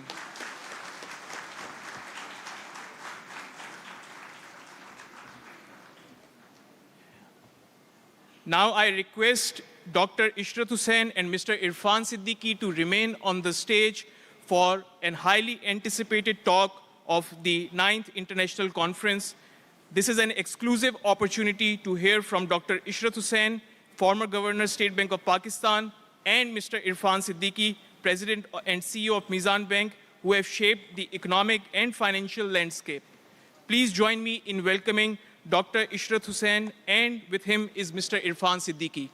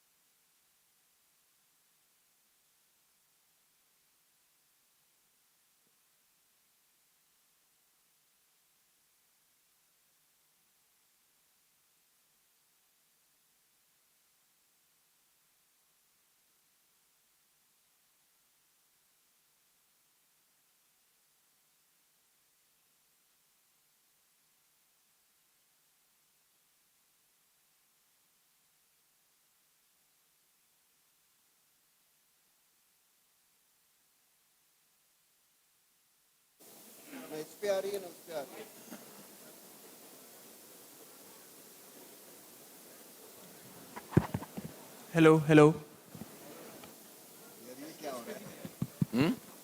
Hello hello जी हाँ मुझे तो उन्होंने collar mic भी लगाया नहीं मैं क्या करूँ इट्स अ कन्वर्सेशन या so we don't know it for presentation ना नहीं यार वो तो एक चीज डिसाइड कर लेना आप लोग राइट तो डॉक्टर साहब फिर आप ये ले लें डॉक्टर साहब ये ले लीजिए आवाज नहीं आ रही ये यू ट्राई दिस इसमें आ रही है इसमें आ रही है ये ट्राई कर लेना यार इसको छोड़ दे हेलो हेलो डॉक्टर साहब ये है ना ये बस ये नहीं है मैं बस है उन्होंने मुझे लगा के गए थे Bismillahirrahmanirrahim. Let me first thank IoBM and the conference organizers for providing this opportunity to focus on Mizan Bank. As you know, Mizan Bank is not only a pioneer as far as Islamic banking is concerned, but the last week it won 2 awards as the best bank in Pakistan. Therefore, we have to explore as to what are those ingredients which led this achievement to materialize. Irfan Sahab, let me ask you first question. When you had taken over as the chief executive of the Islamic Bank, what was your vision? Was your vision only confined to the space of the Islamic finance that you will become a leader, or was your vision much ambitious that you will one day become the best bank in Pakistan? And what was the time frame which you had in mind, either for the Islamic banking space or for the entire banking? And what did you do in order to execute that particular vision into actual realization? Right, Bismillahirrahmanirrahim. Thank you so much, Dr. Ishrat Sahib. I think first and foremost I must acknowledge, like somebody said on the stage that it was Dr. Ishrat who actually gave us the first ever license for an Islamic bank in Pakistan back in 2002. At that time, we were the smallest bank, and the vision statement which we had drafted, sir, even at that time when we had a single branch, was to establish Islamic banking as banking of first choice. But I must admit that nowhere in our wildest imagination we ever thought that Mizan or Islamic banking will grow to this level. This journey actually started with faith that we have to bring an alternative system which would be free of riba, so that we can practice our religion with our economics. And the entire motive was only that. But as soon as we opened, we got this license of commercial banking from you. We opened our first few branches, and the experience which we had, which Yusuf and everybody alluded to, was that the customer requirement, the customers just poured in. So very soon we started opening more and more branches. Initially, when we thought of a very long-term scenario, we thought Mizan would be a 25 branch network. But alhamdulillah, today we are 1,100 and still not stopping. So, it wasn't our own thinking that it will grow to this level. I think it was the act of God, Allah ki kudrati, because, our faith was very pure. And that just gave the confidence to our customers. एक चीज़ मैं और जो कहता हूँ कि it was a faith driven bank rather than a faith based bank. The difference being when it's driven, you are actually driven by inside you. And when it's a faith based institution, then fine, you do all the documentation as per that level, but whether you have the inside you, whether you have that feeling or not feeling, you say कि भाई मुझे business करना है और Sharia compliant ही करना है. So once it's faith driven, then I think people work harder, and the barakat of Allah subhanahu wa ta'ala also comes. Thank you, sir. Thank you. My second question is, in Pakistan, there is always a personality cult that people associate something which is going well with one person rather than the institution. I am a great believer in institution building.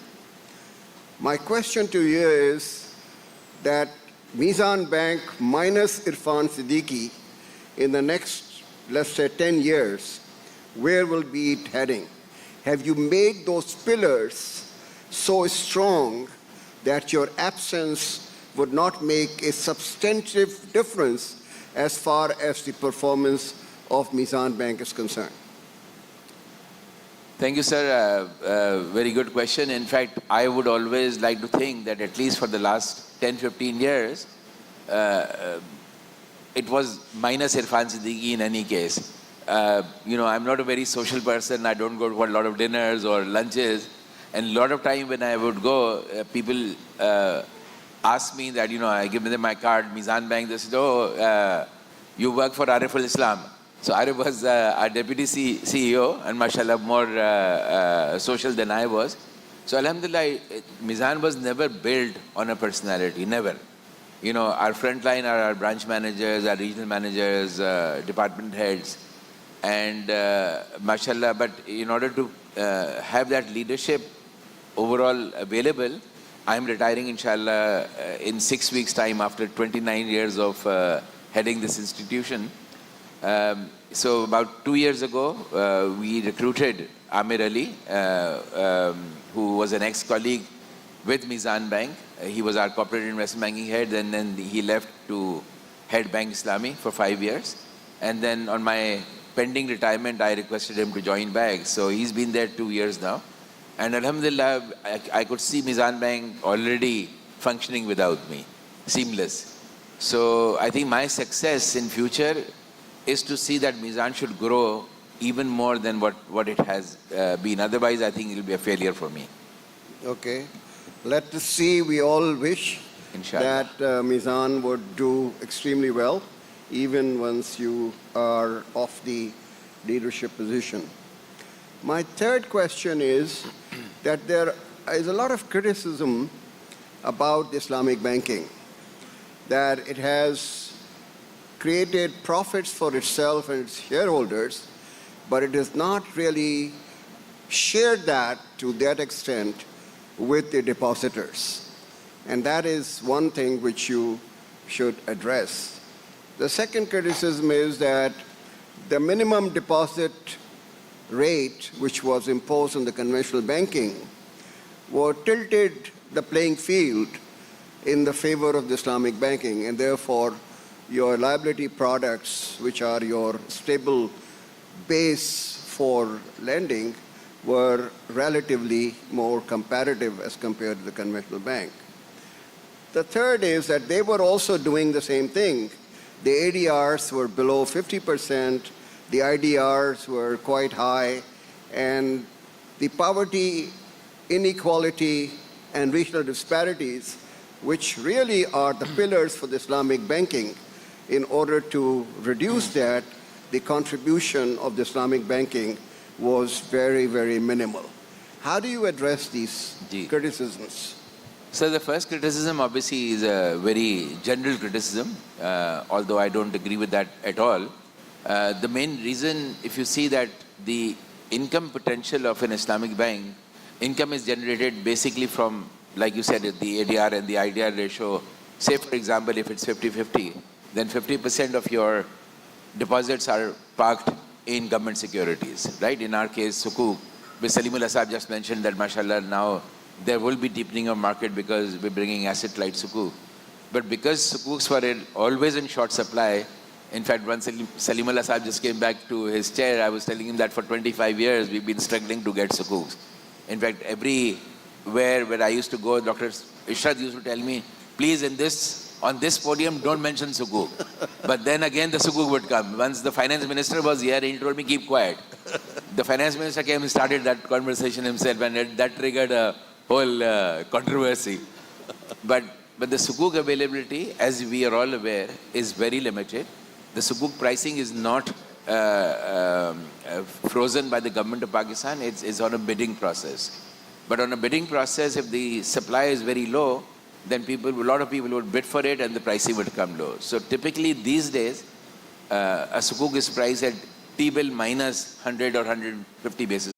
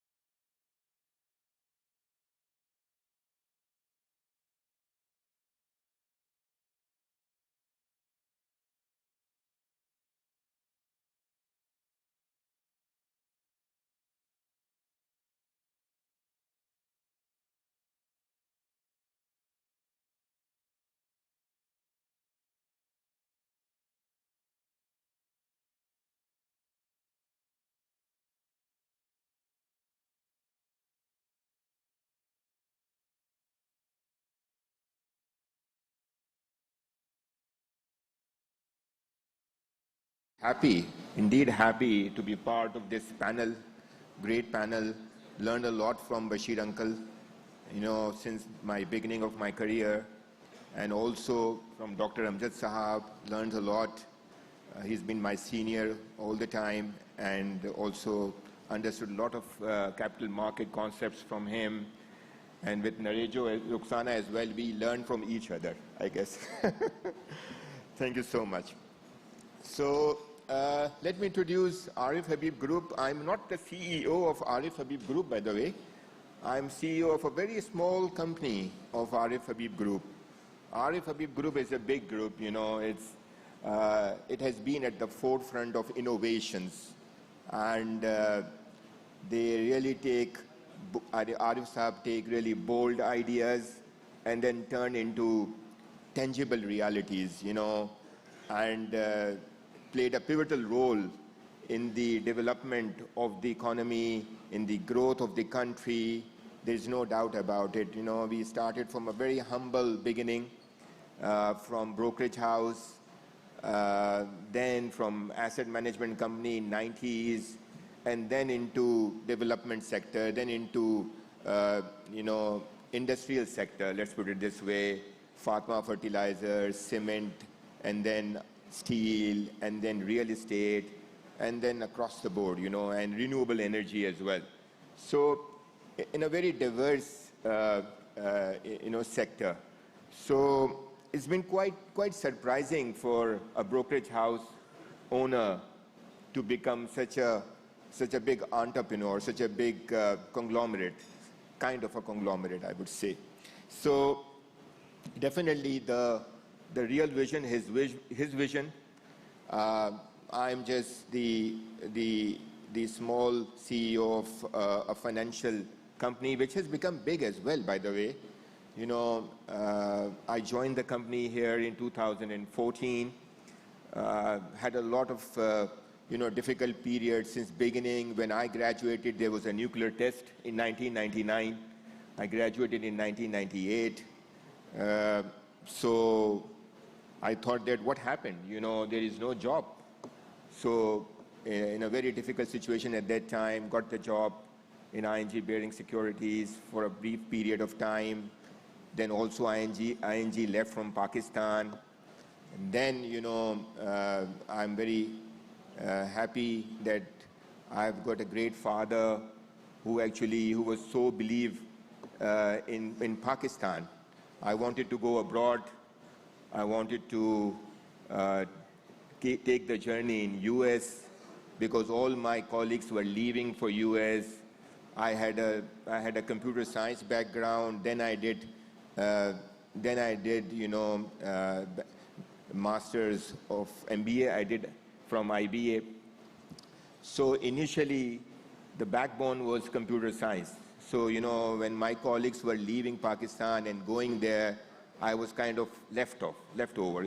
I thought that I also have to go there, and also got the H-1 visa. So, but my father forced me to stay here, and you also have to take the direction of Mr. Arif Habib Sahab, the way he actually, succeeded in this country. So you just take this way, and then, my brothers also told me to stay here. So I then worked here. So it's a great journey. I always enjoy this journey, because I always believe in Pakistan. There are so many opportunities here. There are immense opportunities available here. You don't have to be disappointed any time. There are so many discussions you will feel, you will encounter, you will come across that will demotivate you. So don't get demotivated. That's the simple thing, because there are 9 out of 10 people will say, this is not the country to live. But you have to make your own market. You have to make your own journey. You have to make your own destiny. That's the simple thing. When after a long time, after lots of working here and there, I also worked in Canada, also worked in Riyadh, also worked in Pakistan. Then I joined in 2014 with Arif Habib Limited. At that time, we had a customer of 5,000. Today, the customer size is 36,000. At that time, the total accounts were 200,000. Today, it's 400,000. So the accounts grown 2 times. And we grown from 5,000 to 35,000. So we grown like 7 times. So, and that's, developed a team, a very good team, empowered them to work hard, capture the right team, capture the right leaders, and integrity. Integrity is the most important thing. I would say that trust is the real important thing for our leaders, at least for our brokerage house and investment banking area. Trust is very important. If you build that good trust, I'm talking about, the last week I got a couple of transactions of some IPOs or SPOs. Bashir Uncle, I gave the lower valuation for that IPO. My competitor gave the higher valuation for that IPO, but they gave me that mandate. Although, my competitor was giving a higher valuation, but he told me that I'm giving you because I believe in your word. Trust is very important. So you have to capture the trust. You have to win the trust. That's the most important thing. So because you see your talk, I didn't know what to speak here. I didn't have any presentation here. I'm just telling from my heart, here, that trust is very important. You have to build up the trust of your investors, of your issuers. This country has great potential. This capital market has great potential. When I found that it's all about Islamic here, so I got the data that, out of 527 listed companies here in Pakistan, 259 companies, almost 49% are Sharia compliant, are Islamic companies. And there is a lot of motivation for issuers to get listed. We are issuing a lot of Sharia compliant. You can also work like Sharia compliant. You can invest and then hold it for at least 3 days or 2 days to make it Sharia compliant, because you can't sell once you own the shares. So you can make it Sharia compliant. Yeah, there are so many opportunities. In the last 10 years, we did listing of 19 out of total 32 companies. So we did more than 57% of listing in Pakistan. The rest were done by other players, that is 43%. So most of the companies, we did IPOs for the Sharia compliant companies. So I would say that, there are many opportunities as far as Sharia opportunities goes here in capital market. You have to have a high integrity. You have to capture the right team, and you have to work very hard. Over here, the problem is that the CEO or head of the team must be a good investment banker and a broker. So I have to be a good investment banker and a broker both simultaneously, because over here issuers only listen to the key guy, the main guy. Yes, we can empower the teams as well, but the problem is that the listed companies CEO or the potential listed companies, they only want to discuss with the CEO.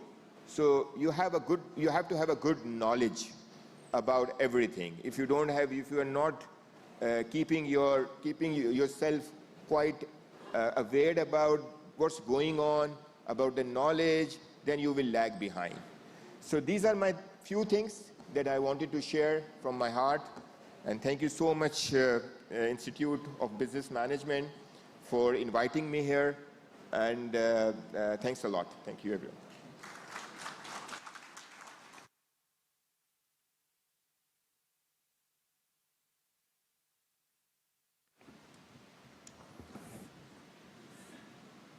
Thank you so much, Mr. Shahid Ali Habib. Now I request Mr. Amjad Waheed, CEO, NBP Fund Management, to come on the stage and deliver his reflections.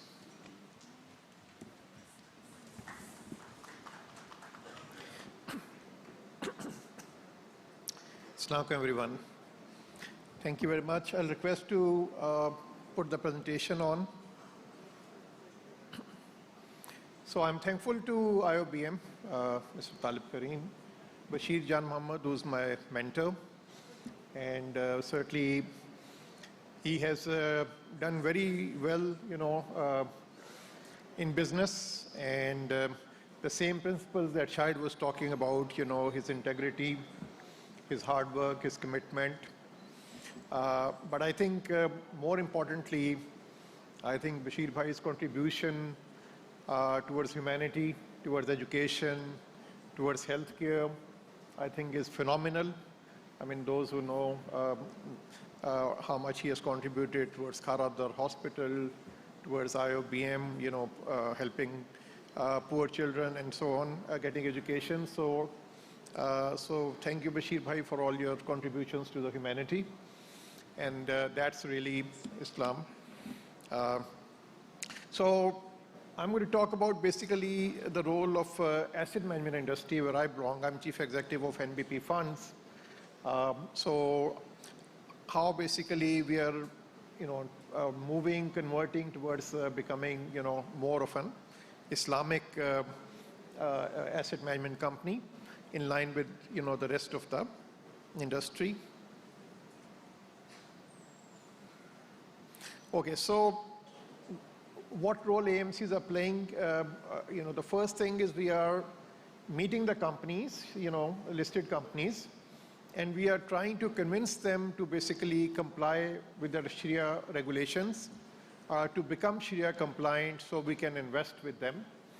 And I think the latest example is Fauji Fertilizer Company, where now, they are Sharia compliant, which means that our own stock fund, Islamic stock fund, can now invest in Fauji Fertilizer as well. So we have convinced several companies to become.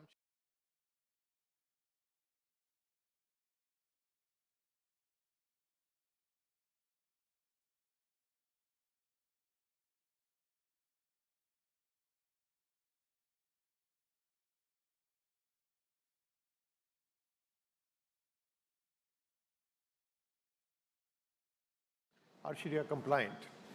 So that's a fairly big number.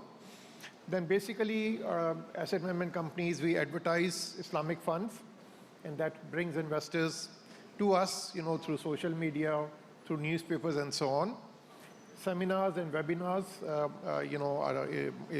to create awareness about Islamic products. And then basically distribution networks, NBP funds, all our branches are Islamic branches spread throughout the country. So the asset management companies are trying to play their part in promoting Islamic finance. So if you look at the total assets under management of the mutual fund industry, they are now close to 4.2 trillion rupees. And if you go back 2015, they were less than half a trillion rupees. So the industry has grown tremendously over the last 10 years. If we talk about Islamic assets under management, if you go back to 2015, 29% of total assets were Islamic.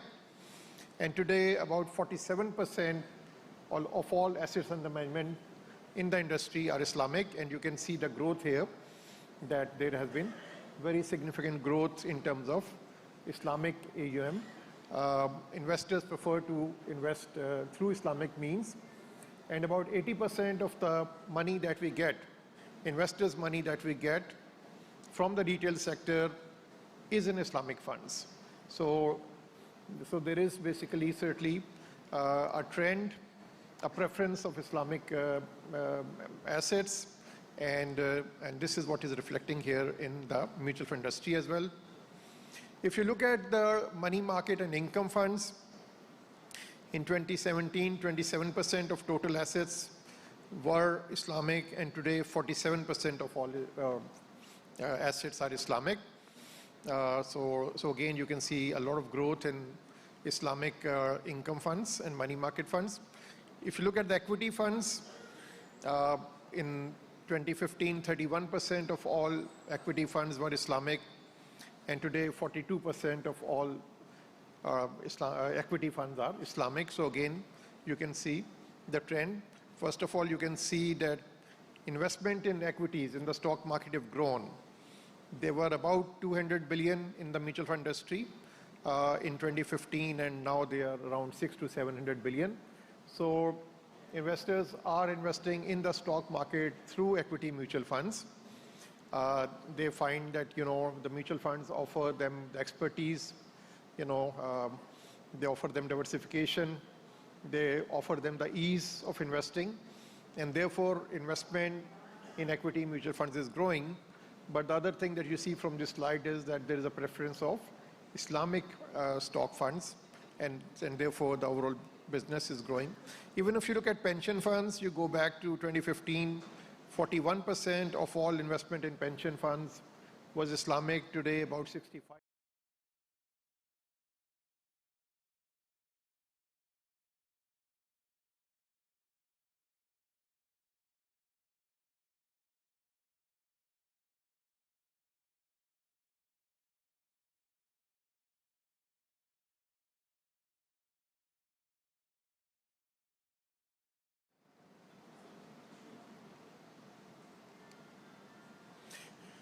So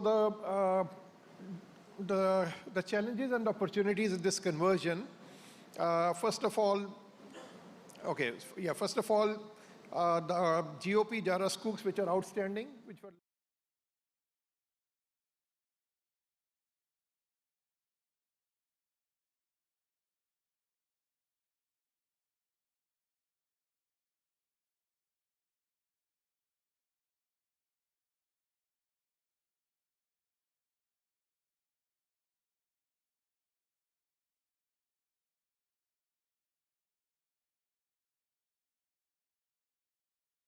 of that is that even retail investors can come and directly invest in those scoops. It's relatively easy to do so. And this market now is 3.2 trillion through PSX. And the corporate listed scoops market is 60 billion. It's way smaller than what we expect. So we are hoping that Shahid will bring more scoops, listed scoops to the market, so we can go and invest in those scoops, and companies will issue more corporate scoops. There is certainly a demand. This market is relatively not very liquid. So once more assets come in and more players come in, the liquidity will come in as well. The government had issued 400 billion of energy scoops in 2019 and 20, but now that basically the government is retiring the circular debt, so these scoops are also being gradually called by the government.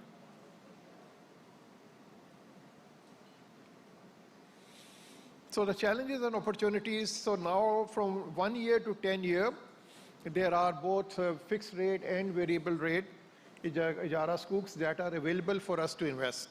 So investors, when they invest in our funds, we have today options to go and invest in either fixed rate or variable rate Ijara scoop, and for various maturities from 1 year to 10 years. Where we are still feeling a challenge is 3 months and 6 months. So we do not have basically Sukuks of 3 months and 6 months maturity at this time, and there is demand for that. So, a lot of investors in our conventional funds, when they give us short-term money, we take them to T-bills. We buy 3 months T-bills, we buy 6 months T-bills. But when that money, short-term money, comes to basically the Islamic side, there we are sort of short of scoops. Sorry. So one of the key challenges, that there are, in terms of conventional instruments, there are 40 trillion of fixed rate investments in T-bills and PIBs. And to convert that 40 trillion into Ijara scoops,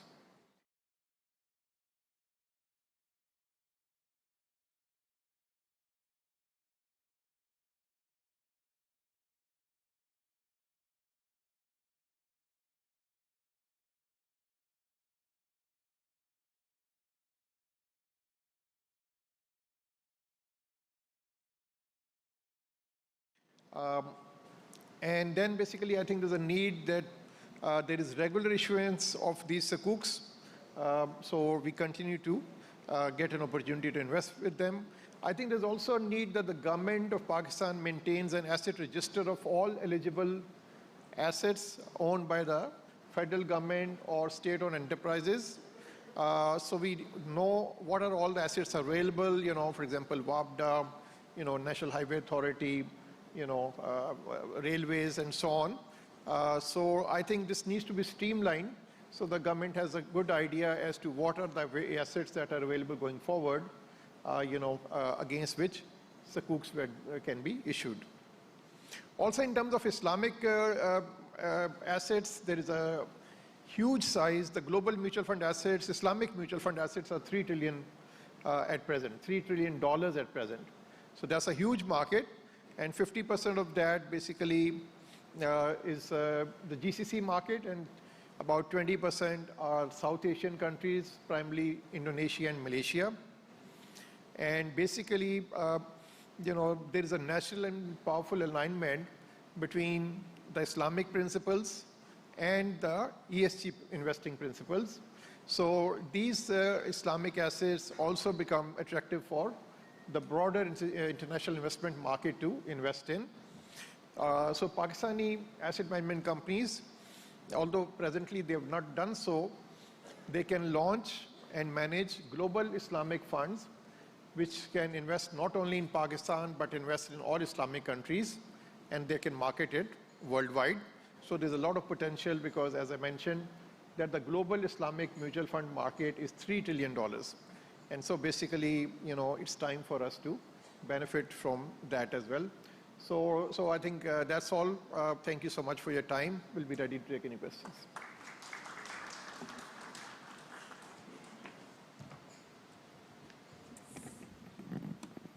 Thank you so much, Mr. Amjad Waheed, for a thorough, detailed analysis.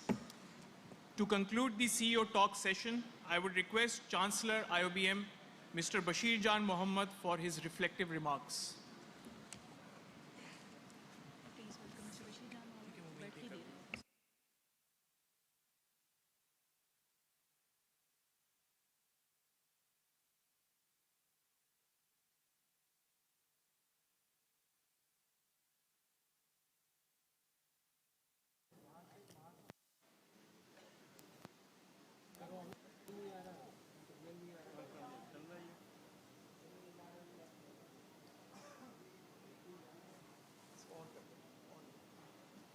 Can you hear me now?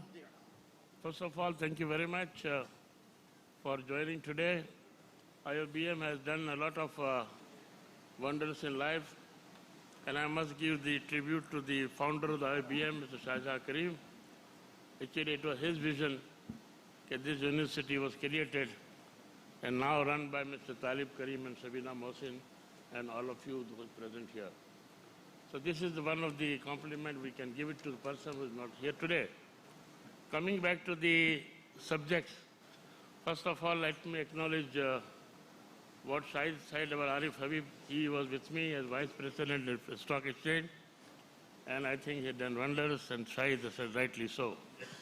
In the same way, Dr. Amjad Waheed has created NAFA I have known him for the last 20 years. NAFA is a great company, and I'm one of the beneficiaries. Now, coming to the topic, Islamic banking. I have certain things in my mind which I like you all to ponder. Islamic banking generally was started in the countries like Muslim countries, starting from Malaysia, and then to the whole world.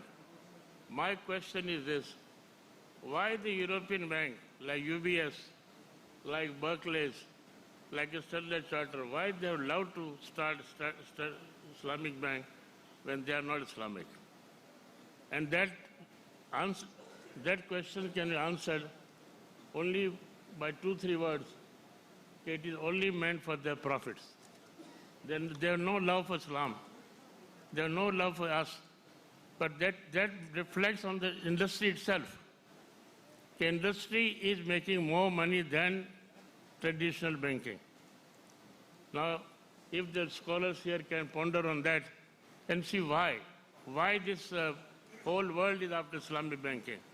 So maybe there is somewhere we can find a way out for that. I was listening to Dr. Ishrat Hussain and our friend from the Mizan Bank about the profits. Now, Islamic banking, I will give you my experience. In 1991, I was the director of Muslim Commercial Bank. And we started Islamic banking in a Shaheen complex in a branch. And believe me, Taqi Usmani Sahab was our advisor. And for 1 year, we gave them total freedom. After 1 year, we found out the branch was in very big loss. Why was it loss? Because we did real Islamic banking. What we did? We lended money to the private sector, and their balance sheets were totally wrong. Mr. Irfan Siddiqui said, if I'm not wrong, and Amjad Sahab can confirm, most of the funds are being invested in sukuk or in government treasury directly and indirectly. Why they are not giving money to private sector? Why they are not giving money to SEME? I can borrow today from any bank, but can any small enterpriser can borrow from you? Will you like to give them partnership, what you call musareka? So my thinking is quite different in the way, are we, I will not use any aggressive word, but are we getting benefit of the word Islam ourselves? Or are we giving benefit to others? Ikhakul libat is the main thing in the Quran. Are we giving it to our own people? If the deposit rate between Islamic bank and tradition 1.5%, where this money goes? The answer is this, that we take this. I'll request this August gathering to find out how much banks lend to private sector and how much they lend to sukuk, which is the safest thing to do. They are not willing to take any risk on the matter.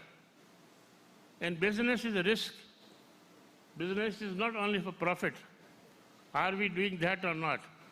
Now, these are the questions which come into my mind very openly. Now, coming back to one thing which Shahid very rightly said, Pakistan first. I do believe that I started my career at 1,300 rupees as a job. And I had no business background. My father was a lawyer and my family are doctors. But I am the biggest beneficiary of this country. We all are the beneficiaries of this country. We all have benefited. So, we should see, and Amjad Sahab very rightly said, people say, I will defend stock exchange. Stock exchange is speculative. You make money because few people are got together, like me or Arif Habib or AKD, etc. So no, it's no more. The market is too big now. We cannot control the market now. The market is based on the basis of its own objectives and its own financial records. So stock exchange has gone up so much. People say it has gone up because of certain people. No. Amjad Bhai has money in a mutual fund. Fixed income has been transferred to stock exchange. People will not transfer the fixed income to stock exchange unless speculation is able to give the result. So I think this perception, and of course, as Shahid has said and Amjad Bhai said, whenever you invest, wherever, you have to be careful yourself. You cannot invest it by saying that Bashir Saab ne kar diya, Arif ne kar diya. We have to invest it according to your own mind, your own calculation, best because you are educated people. So educated people has to analyze it. So I think, but my message and my belief that this country has given us a lot and this country will give us more and more. It's up to us to see how we prosper this country. About Islamic banking, I would like to conclude here and not go more. If I go more, I'll be speaking too much about something which may become more controversial and Talib is looking at me. But today, first thing this Dr. Ishrat Hussain told me when he's sitting with me, Okay, last year you were very critical on Islamic banking. I said, I'm sorry, I'm not going to speak today. So I'm just not making any big thing, but I'll tell you that Islamic banking definitely in the future. But it has to be real Islamic. It has to follow the verses of Quran. You cannot expect everybody to make profit. Profit and loss is part of the game. I'll tell you, yesterday, we had a meeting of the Malaysian companies, and believe me, they had invested a lot of money with us in Pakistan. I'm coming to drawback. When we presented a new project yesterday, they asked me, what is the tax rate? The income tax rate is in Pakistan after dividend 52 to 55%. They shy out. And I have to convince them that our payback will be 5 years or 4 years. So, there are certain things where we can speak loudly. Why not to speak loudly on the matter which affects everybody? The taxation matter, the corruption matter, everywhere there. But the crux of the matter is that this is the country. And again I repeat, because I'm told that Islamic Bank definitely, but Islamic Bank has to invest more in private sector and not depend on the fixed sukuk or fixed income. Thank you very much. Speaker.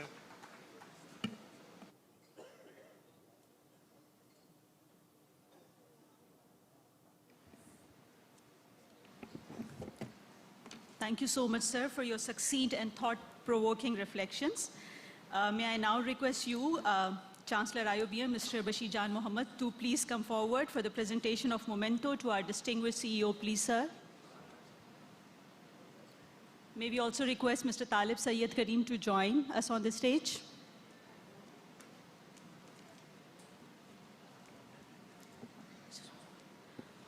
So the first CEO, please, Ms. Rukhsana Narejo from Rakami Islamic Digital Bank Limited.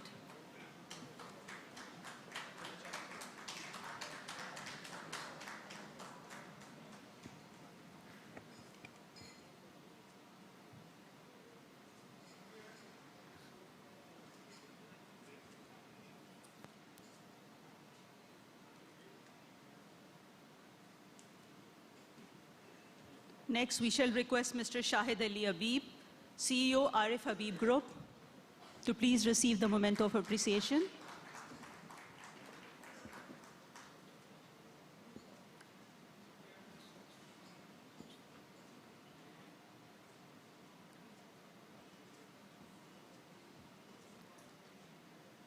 We should also request Mr. Amjad Waheed, CEO, NBO Funds Management, to please receive the token of appreciation.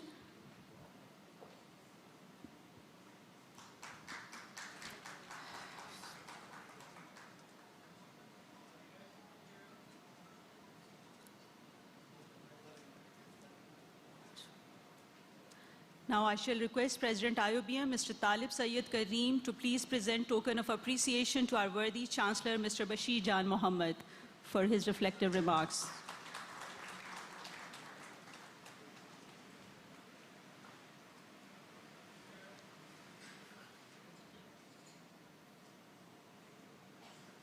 Thank you all. You may leave the stage and take the seats with the audience. Thank you so much.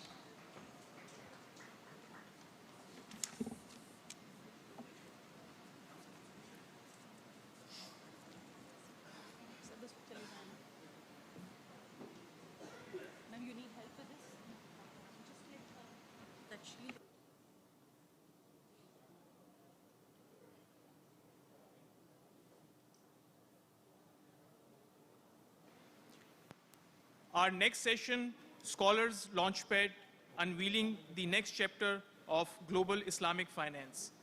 It is a distinct honor and great pleasure to unveil 2 new books this year that will be of immense value to Islamic finance literature by none other than Professor Dr. Imamuddin, co-chair of ICIBF and Director, Center of Islamic Banking and Finance, IoBM.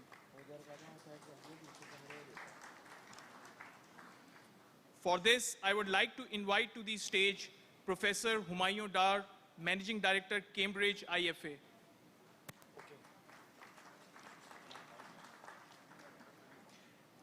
He will be joined by esteemed keynote speakers, Professor Dr. Kabir Hassan from University of New Orleans, USA,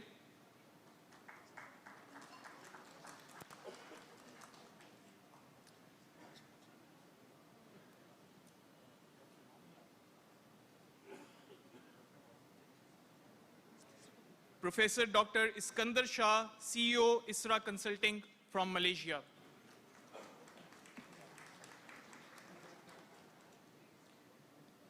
And Professor Dr. Daud Ashraf, Senior Researcher and Training Institute, Islamic Development Bank.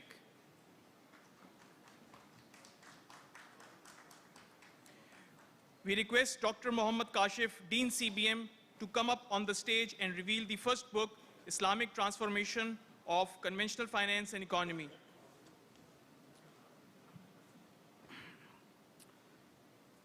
Ladies and gentlemen, esteemed scholars, industry professionals, and our distinguished guests. It is a great honor and pleasure as Dean CBM to stand here and introduce a seminal work of Dr. Imamuddin Saab. I'm speaking for his new publication that is published by Routledge UK, a leading global academic publisher. The book name is Islamic Financial Institution and Introduction. The authoritative book is a fruit of rigorous scholarship by Professor Dr. Imamuddin. His expertise channeled through this volume has produced a work that is both comprehensively and profoundly relevant to the modern financial landscape. This book is not merely an overview, it is a vital roadmap providing deep insight into 4 critical areas that define the Islamic financial ecosystem. The section 1 covers the foundation framework. The journey begins with the meticulous introduction of Islamic financial system, clearly articulating its objective and unique financial intermediation process. It provides a direct and detailed comparison with the conventional financial system, setting a stage for the understanding the philosophical and operational differences. Section 2 covers the ethical depth, the prohibition of riba. This book does an exemplary service by dedicating rigorous focus to the ethical core of Islamic finance. It offers comprehensive definition and explanation of type of riba, detailing the source of its prohibition, and most importantly, illustrating the profound differences between riba and legitimate profit. This section serves as a powerful reminder to the adverse ethical and economic effect of interest on the wider economy. Section 3 covers the practical structuring, product, and capital markets.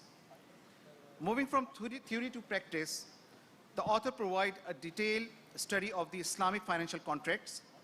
He systematically discussed trade-based financing products such as murahaba, clearly illustrating the structure and legal differences that distinguish them from conventional debt.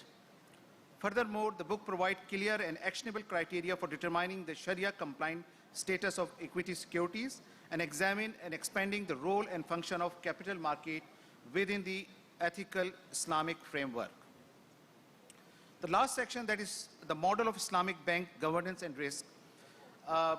Finally, perhaps the most practically, this book presents a complete operational model of an Islamic bank in comparison to the conventional bank. The comprehensive section explored banks' methodology and procedure for ensuring robust Sharia compliance, effective governance and regulation, modern risk management, liquidity requirements. This makes the work an essential guide for operation finance readers. With its comprehensive coverage of principal product structuring, governance, and capital market, Islamic financial institution and introduction serve as indispensable resource. It is necessary addition to the library of every researcher, student, and scholar for Islamic banking and finance, and a crucial practical guide for bankers and finance professionals. On behalf of IoBM, I offer my profound congratulations to Professor Dr. Imamuddin for his monumental achievement. We look forward to seeing the significant impact of this book will have on shaping the future of global Islamic finance. Thank you.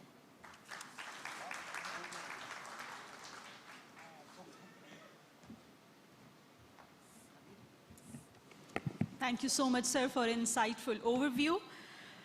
We now request Rector IoBM, Professor Dr. Tariq Rahim Sumro, to reveal the second book, Islamic Financial Institutions, an Introduction by Routledge, UK. Please welcome Professor Dr. Tariq Rahim Sumro.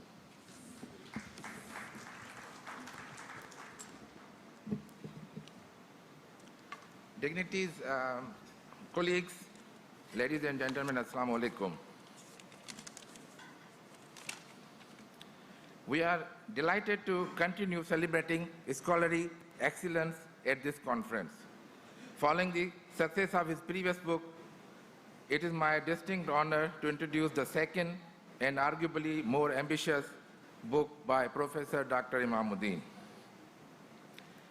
I am speaking of the new groundbreaking publication from highly respected Emerald Publishing UK, which is available for purchase online now and will be soon accessible from Pakistan. The book entitled Islamic Transformation of Conventional Finance and Economy, Navigating Opportunities, Overcoming Challenges, and Implementing Solutions. This book represents a significant leap forward in the discourse of Islamic economics. It moves the conversation from institution to the complete, absolute transformation of the conventional economic system. Key focus of this book.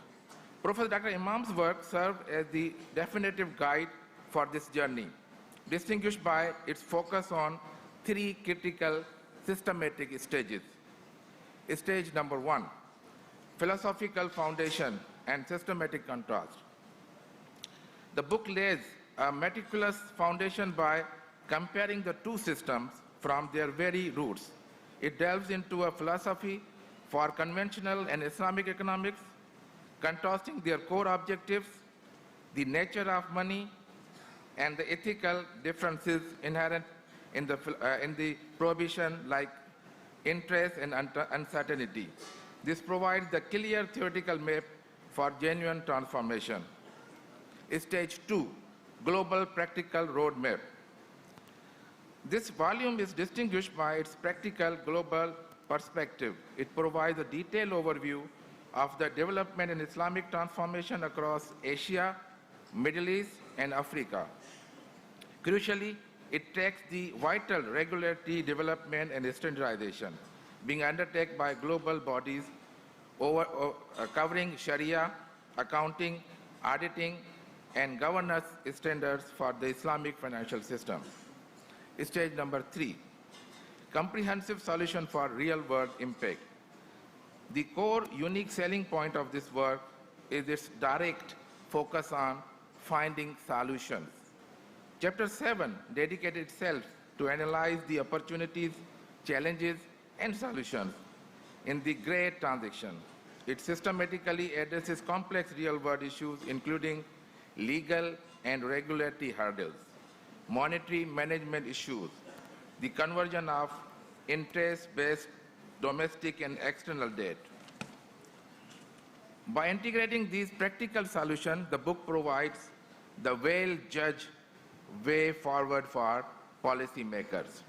As a conclusion and call to action, this book is inherently interdisciplinary, appealing equality to academic researchers, postgraduate students, and crucially policymakers and economic professionals tasked with implementing these complex changes. It is the first ever book to deal with the complete Islamic transformation of the conventional economic and financial system. I urge you to engage with this vital work. Please join me in congratulating Professor Dr. Imamuddin on this major contribution. Thank you so much.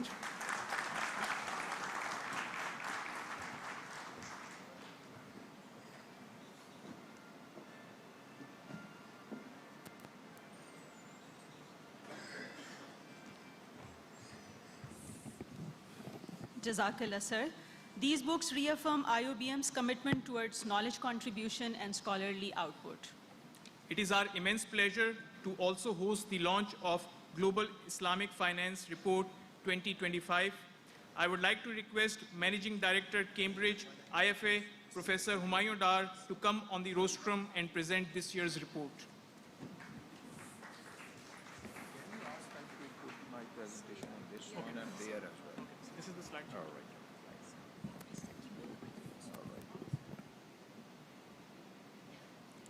Bismillahirrahmanirrahim. Alhamdulillahi Rabbil Alameen. Wassalatu wassalamu ala Sayyidil Anbiya'i wal Mursaleen wa ala alihi wa ahlihi wa sahbihi ajma'in. Assalamu alaikum wa rahmatullahi wa barakatuh. I am delighted to introduce you to the 16th annual edition of Global Islamic Finance Report. We started publishing this report in 2010. And at that time, this was the only yearbook in Islamic finance. Since then, without fail, every year, even during COVID, we have published this report in the print form.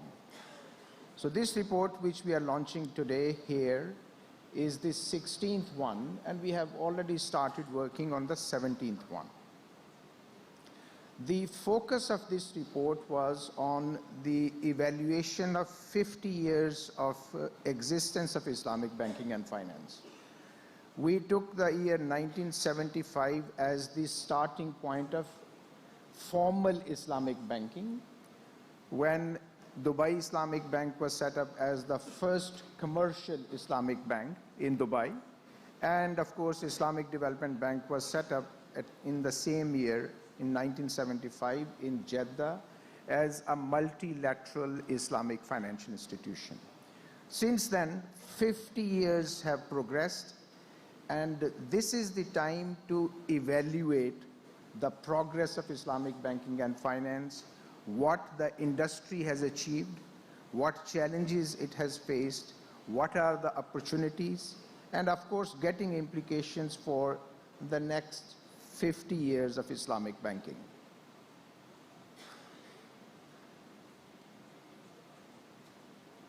Every year, we have a focus on size and growth of Islamic financial services industry.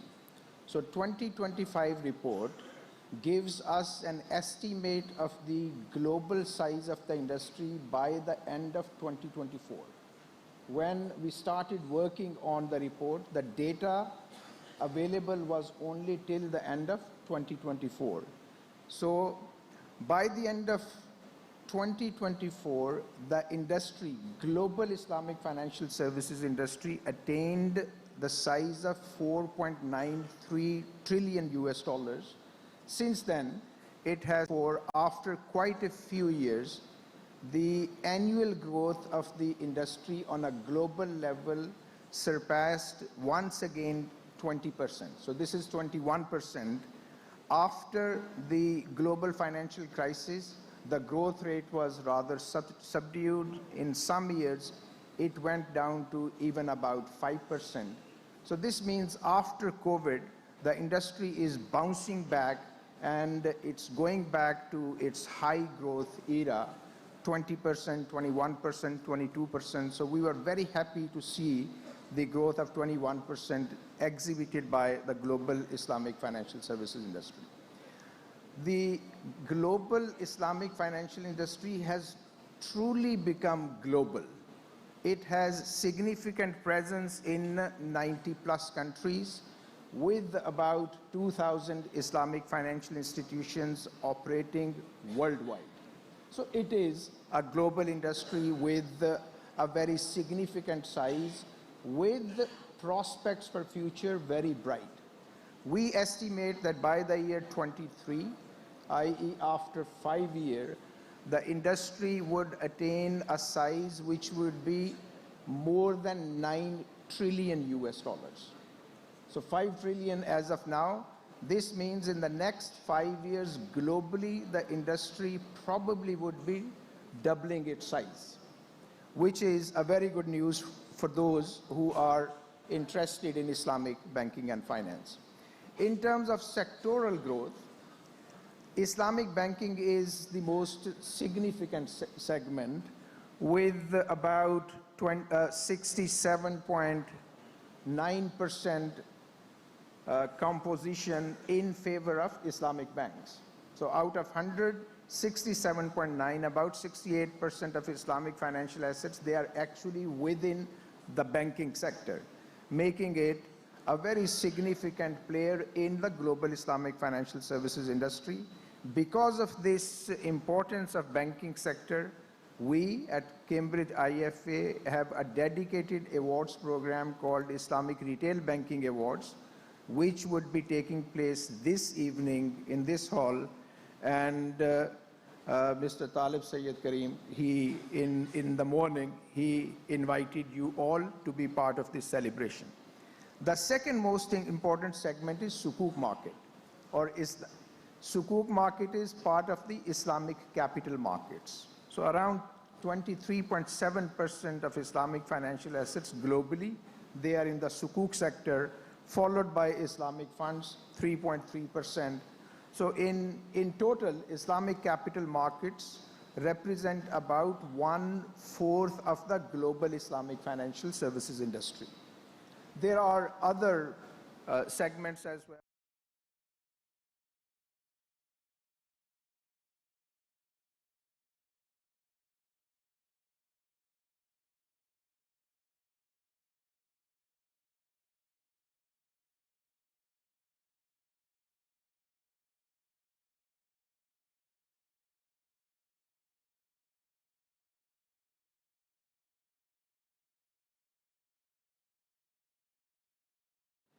It took the industry 34 years to attain its first 1 trillion size.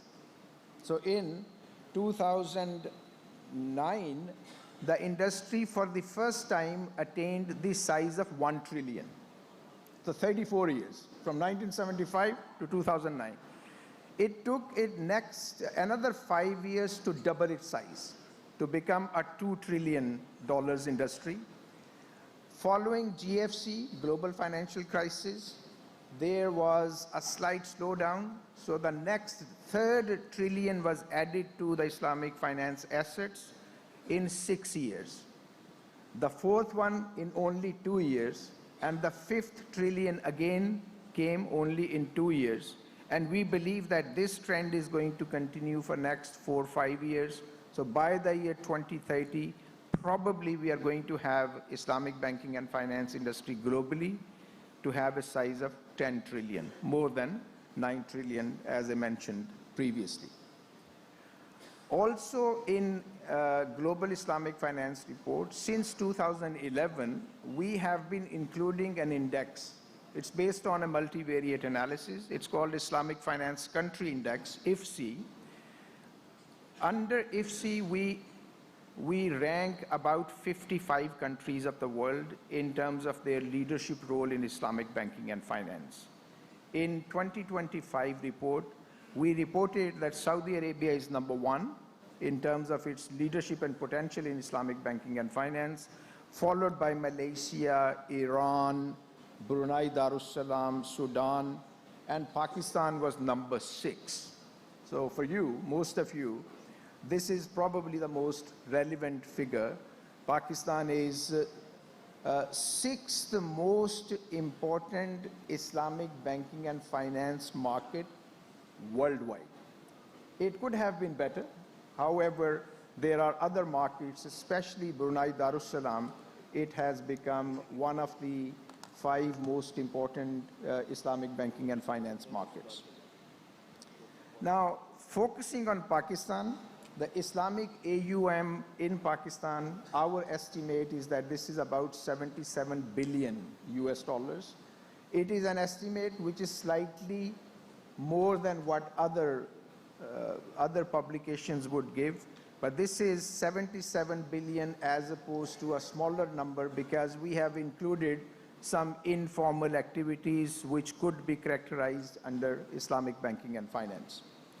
Market share of banking, Islamic banking, is about 1/4, as this was indicated by Mr. Slimullah in the morning, and all of us, we are happy about this one. There is a strong sukuk pipeline in the country. So Islamic capital market in Pakistan is fast developing. And given this imminent conversion of the banking sector into Islamic, Pakistan is one of the fastest growing Islamic banking and finance market, hence a very bright future of Islamic banking and finance in the country. So with this one, I would like to stop the presentation and request you all to get your copy of Global Islamic Finance Report 2025, which would be available on the stall of Cambridge IFA, which I believe is on this side of the hall. Thank you very much.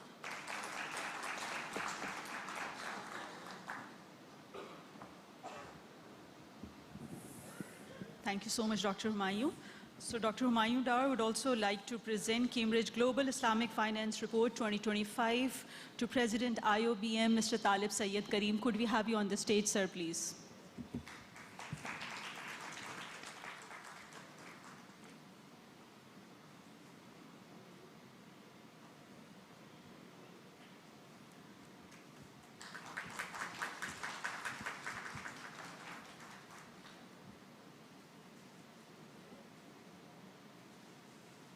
Thank you so much, Professor Dr. Humayun Dar. Thank you very much, sir. Now it is time for our keynote addresses.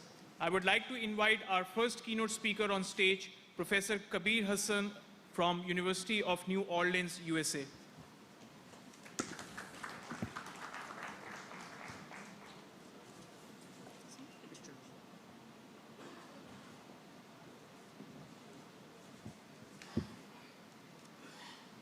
Bismillahirrahmanirrahim. Assalamu alaikum wa rahmatullahi wa barakatuhu. So the title of my presentation is Unveiling the Next Chapter of Global Islamic Finance.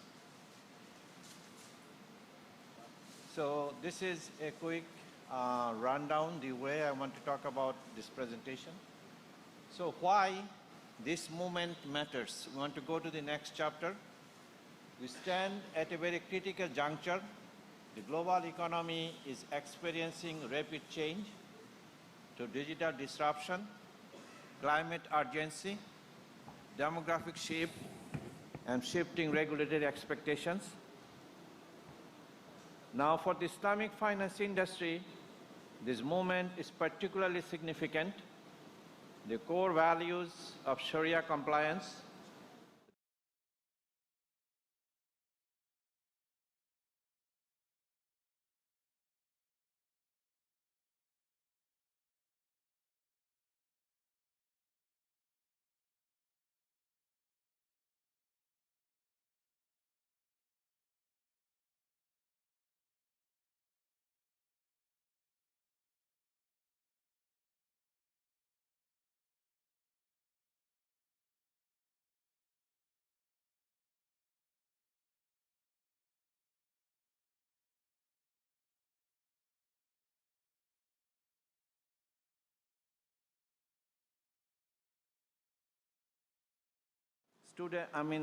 population size of Muslims in the world. So what we need to do, the journey so far, the fundamentals of a global industry, as Professor Humayun Dar mentioned in his presentation as well. The early phase was characterized by product replication, Morabaha as an alternative to credit, Ijara as a substitute for leasing, and limited equity-based modes like Modaraba and Mosharaka. In the 1990s and early 2000s, Islamic finance entered its growth phase, and this period saw expansion across the Gulf Cooperation Council, GCC, Malaysia, Pakistan, Indonesia, and eventually Africa and Europe. In the 1990s and early 2000s, Islamic finance saw the birth of the global sukuk market, now multi-billion-dollar asset class, emergence of Takaful, Islamic microfinance, and Islamic capital markets.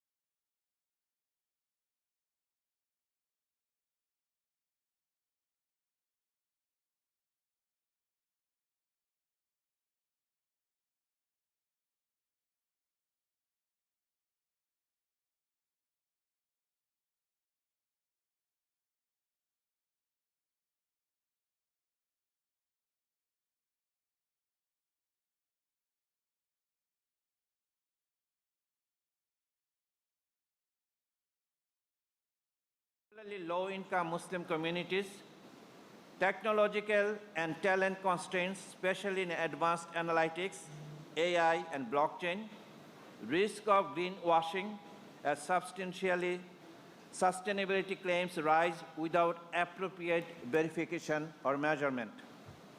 So what are the macro drivers of the next chapter? What are the external drivers that will shape the next chapter of global Islamic finance? First, digital transformation, fintech, embedded finance, blockchain distributed ledger, AI-enabled underwriting, sustainable finance, climate change mitigation, green sukuk, social impact financing, alignment with SDGs, globalization and cross-border flows, new markets, Africa, Central Asia, Southeast Asia, diaspora investors, Islamic finance beyond traditional geographies, regulatory and standard-setting convergence, desire for harmonized Sharia standards, risk frameworks, transparency, and governance, and demographic and social change, young Muslim population, rise of ethical finance conscious clients, growth of Islamic fintech startups. So the vision, the next chapter, some people say Islamic finance 2, 3, 4, or 5. But what might the next chapter look like in this vision form? It has to be purpose-driven, where Islamic finance is not only about Sharia compliance, but genuinely about social, environmental, and inclusive impact, tech-native, not merely adopting technology, but embedding it in core process, like smart contracts for Sharia-compliant structures, blockchain for transparency, AI for risk assessment, digital identity for inclusion, globally integrated, where Islamic financial institutions are players in the global financial ecosystem, bridging conventional and Islamic markets, and standard, unified, and efficient, where fragmentation is reduced, processes are linear, the cost of compliance is lower, and governance is transparent. So the pillars of transformation, the first one, product and business model innovation. We must abandon debt-like instruments and revive equity-based risk-sharing financing, the core of Islamic economics, and this includes digital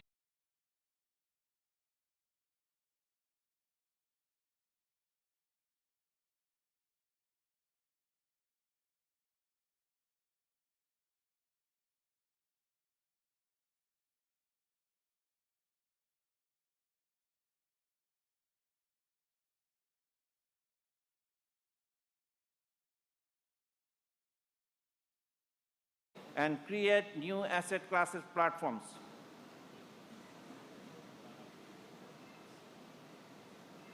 Three, global market expansion. Islamic finance must actively pursue growth in all over the world.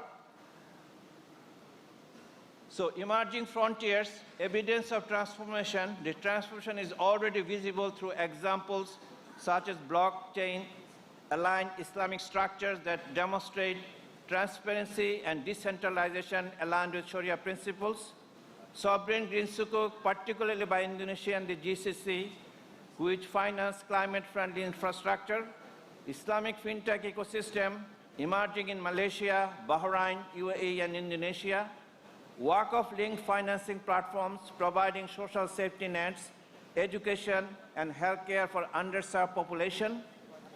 These examples highlight the next chapter is not speculative, it has already begun. So, what are the strategies, priorities for stakeholders? For Islamic financial institutions, establish innovation labs and research units, collaborate with fintech startups, upgrade digital capabilities and analytics, shift toward value-based, impact-oriented products. For regulators, harmonize Sharia standards, support green and inclusive financing framework, enable digital sandboxes and cross-border regulatory corridors. For academics and researchers like us, produce empirical policy-relevant research, develop curricula in digital Islamic finance, AI, fintech, and ESG, support evidence-based policy formulation. For investors and clients, demand transparency in both risk and impact, embrace long-term sustainability-aligned investment horizons, support institutions committed to governance and ethics. So, of course, there are real risks and headwinds we must recognize: Sharia interpretation divergence. Without convergence, product duplication and cost remains high. Talent gap and capability. Innovation demands different skill sets like data science, digital finance. Few institutions are ready. Technology risk and cyber threats. Digitalization brings new vulnerabilities, greenwashing or impact washing risk because we do not have any data on it. Competition from conventional fintech. Islamic finance must deliver not only compliance but competitive value proposition. Addressing this will be critical for the next chapter's success. So, final slide. What is the call to action for you, the leaders and participants at this conference? Engage not only with what is, but with what could be. Challenge yourself to imagine new products, new markets, new technology. Collaborate and partner. Cross-border, cross-discipline, cross-sector. The next chapter won't be built in isolation. Invest in capacity and culture. Build innovation mindset, digital readiness, strong governance, transparent Sharia framework. Keep purpose at your center, whatever you do. The unique strength of Islamic finance lies in its ethical and socially responsible roots. As the next chapter unfolds, we must honor that heritage while embracing change. Let's seize this moment to shape not just the growth, but also the transformation. And these are all the points have been elaborated in the earlier sessions of this conference.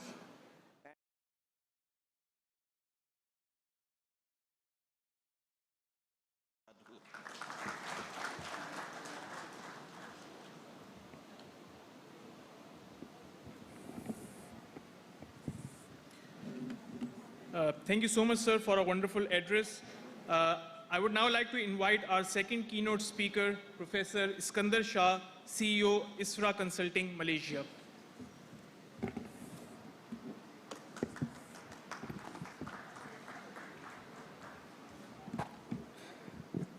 Assalamualaikum warahmatullahi wabarakatuh.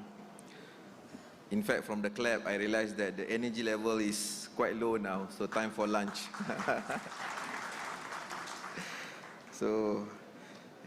So it's been a long day, plenty of presentations, a lot of things being said, but let me just add to whatever esteemed speakers have actually presented.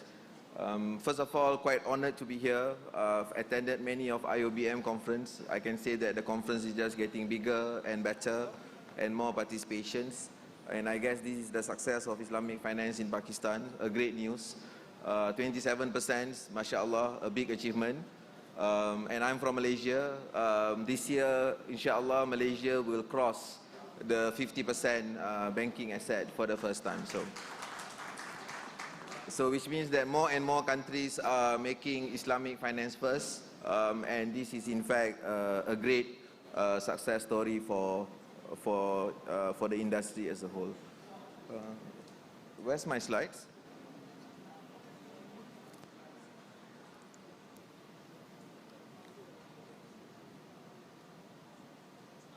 It's coming? All right. So anyway, I only got 4 minutes left, so 2 minutes gone. So, it's like a time bomb. So it's just like telling you when to stop and when to explode. I don't know, maybe probably going to take another 2 minutes before they put up my slides. But let me just, for the sake of the time and also for the interest of everyone, let me just continue.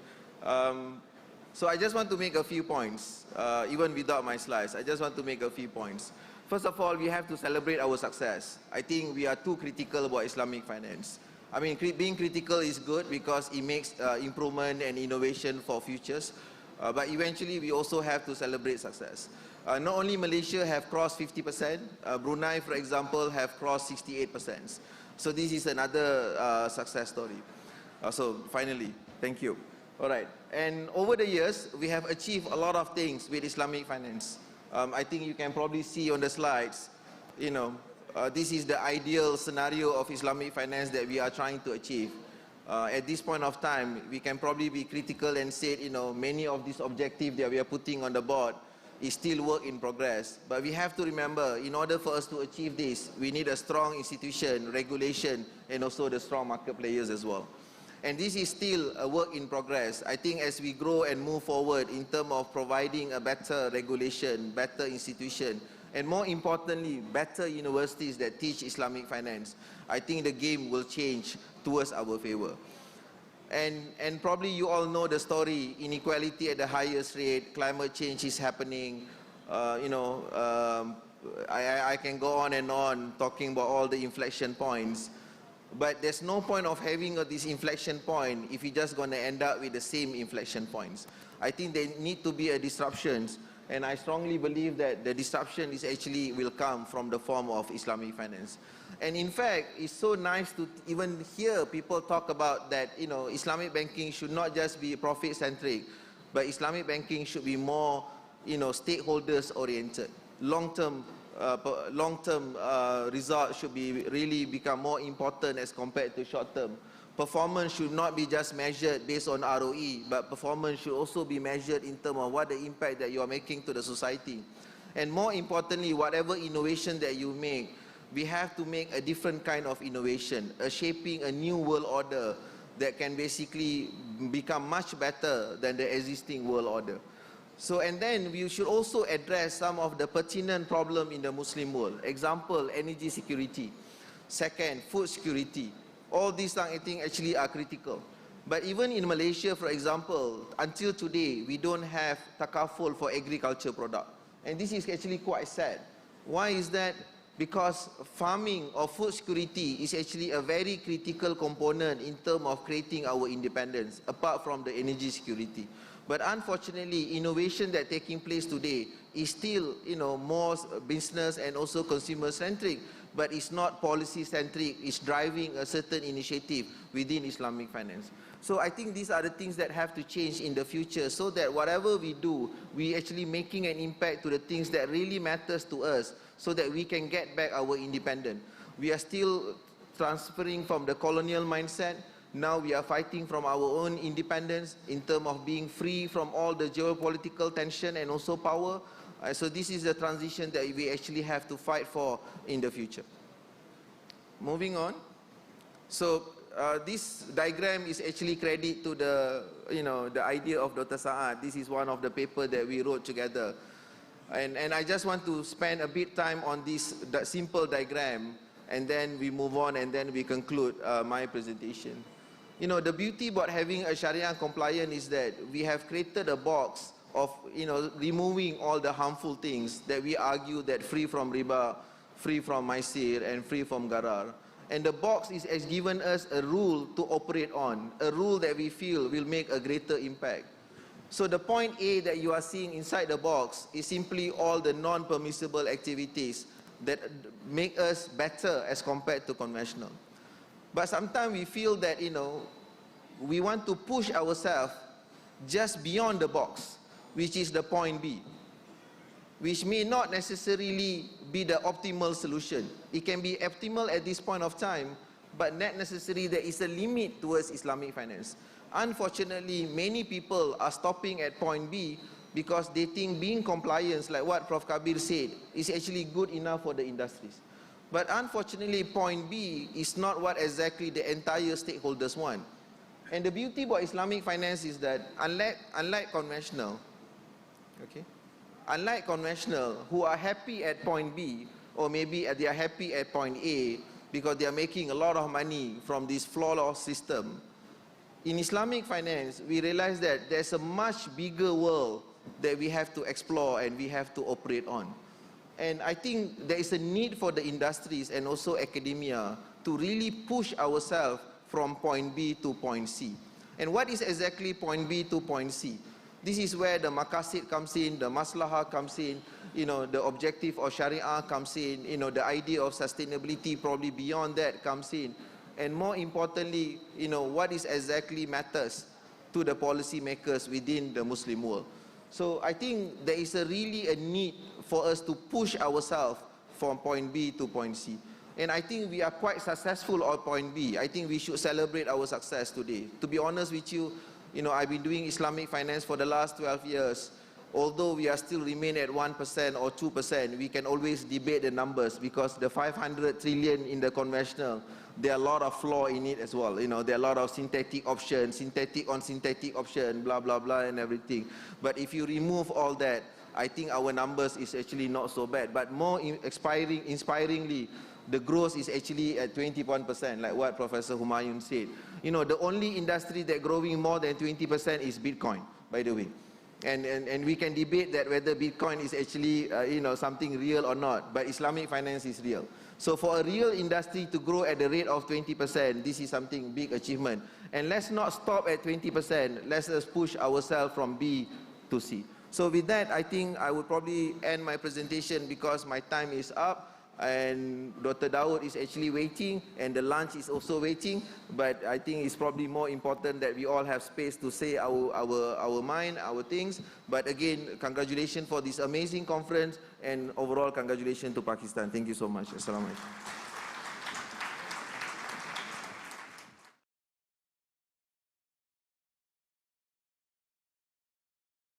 And value meter. Moving on to the last keynote speech for the session, we request Professor Dr. Dawood Ashraf, Senior Researcher, Training Institute, Islamic Development Bank, please.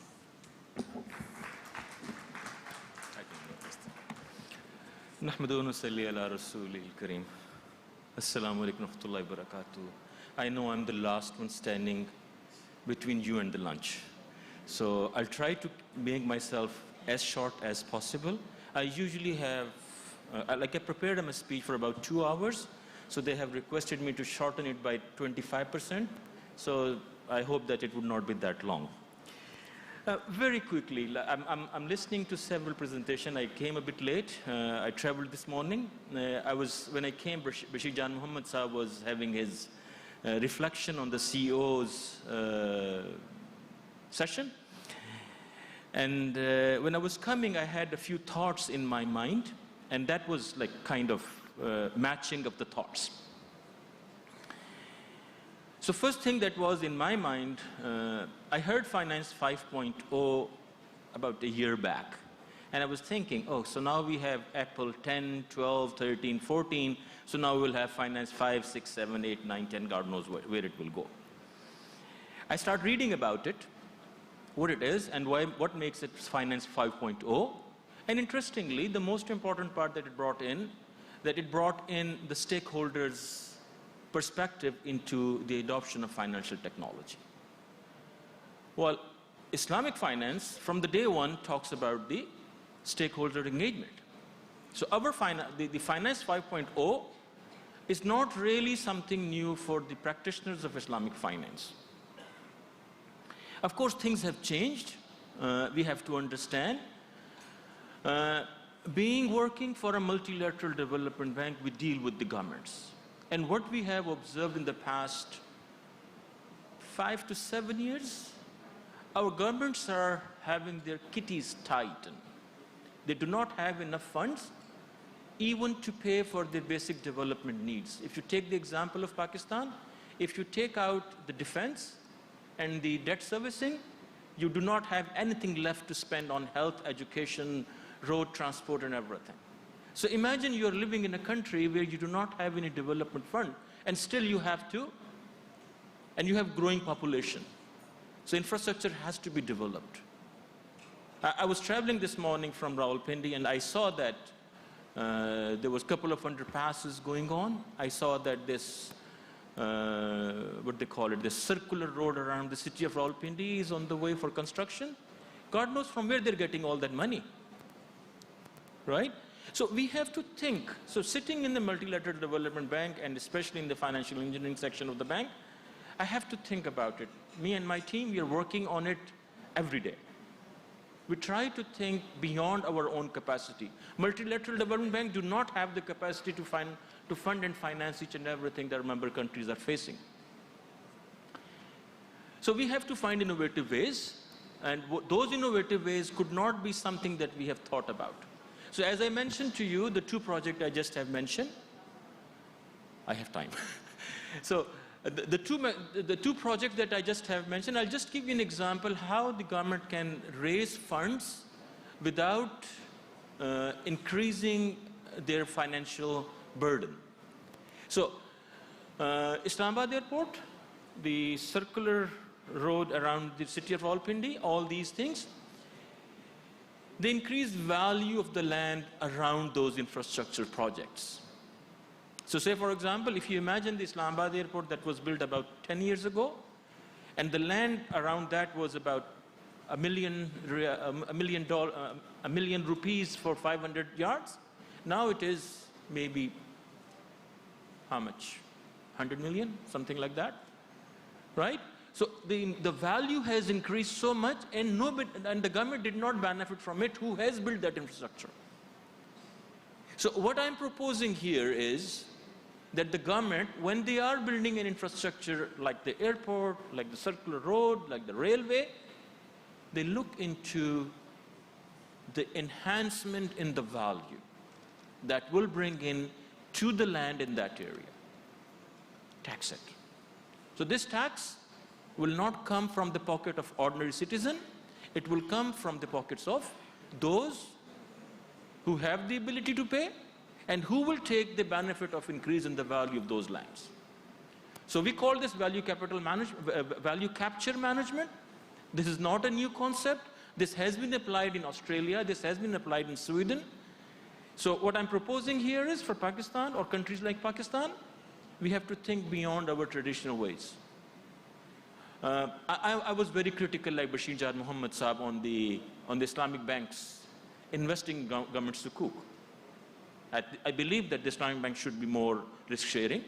I believe the Islamic bank should be more transparent.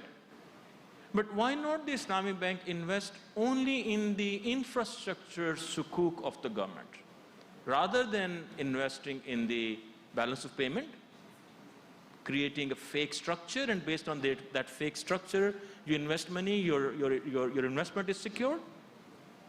Why not all the Islamic banks come together and say that, look, we have this 100 billion rupees, we are willing to spend with you, bring in a project that has the capacity to generate cash, that has the capacity to increase the value, the land, the value capture management capability, we are willing to support you with that. So for example, the maritime. Of course, like if I ask, everybody can bring a new project for that part. So I leave you with thoughts on these things, and I hope that I was not a hurdle between your lunch. So thank you very much.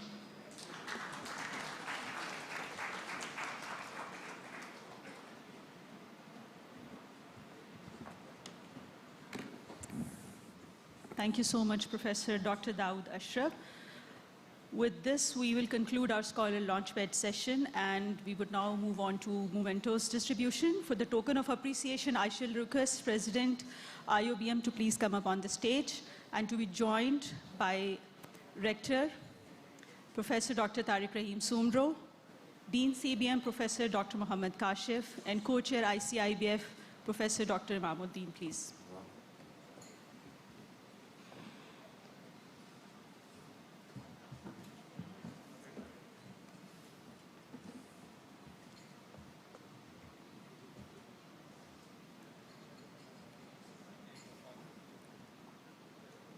First, we shall request Professor Humayun Dar, Managing Director, Cambridge IFA, to please come and receive your mementos.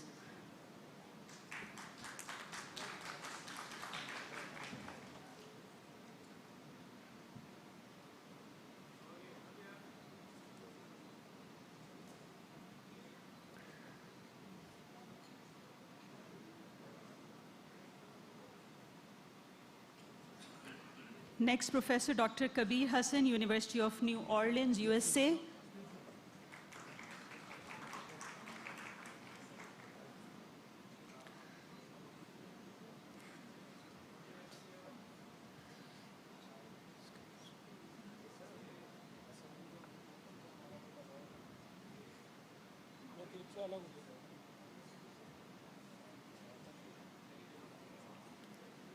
We request Professor Dr. Iskandar Shah Mohammed, CEO, ISRA Consulting Malaysia, to please receive your memento of appreciation.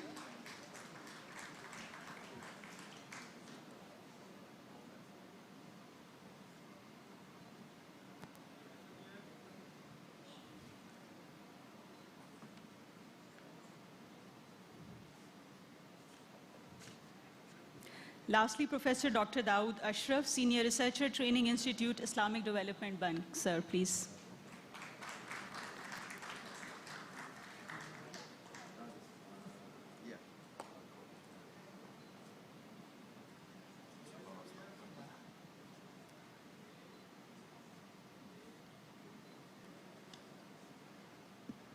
Thank you so much to our esteemed speaker. May we request for a group photo, please?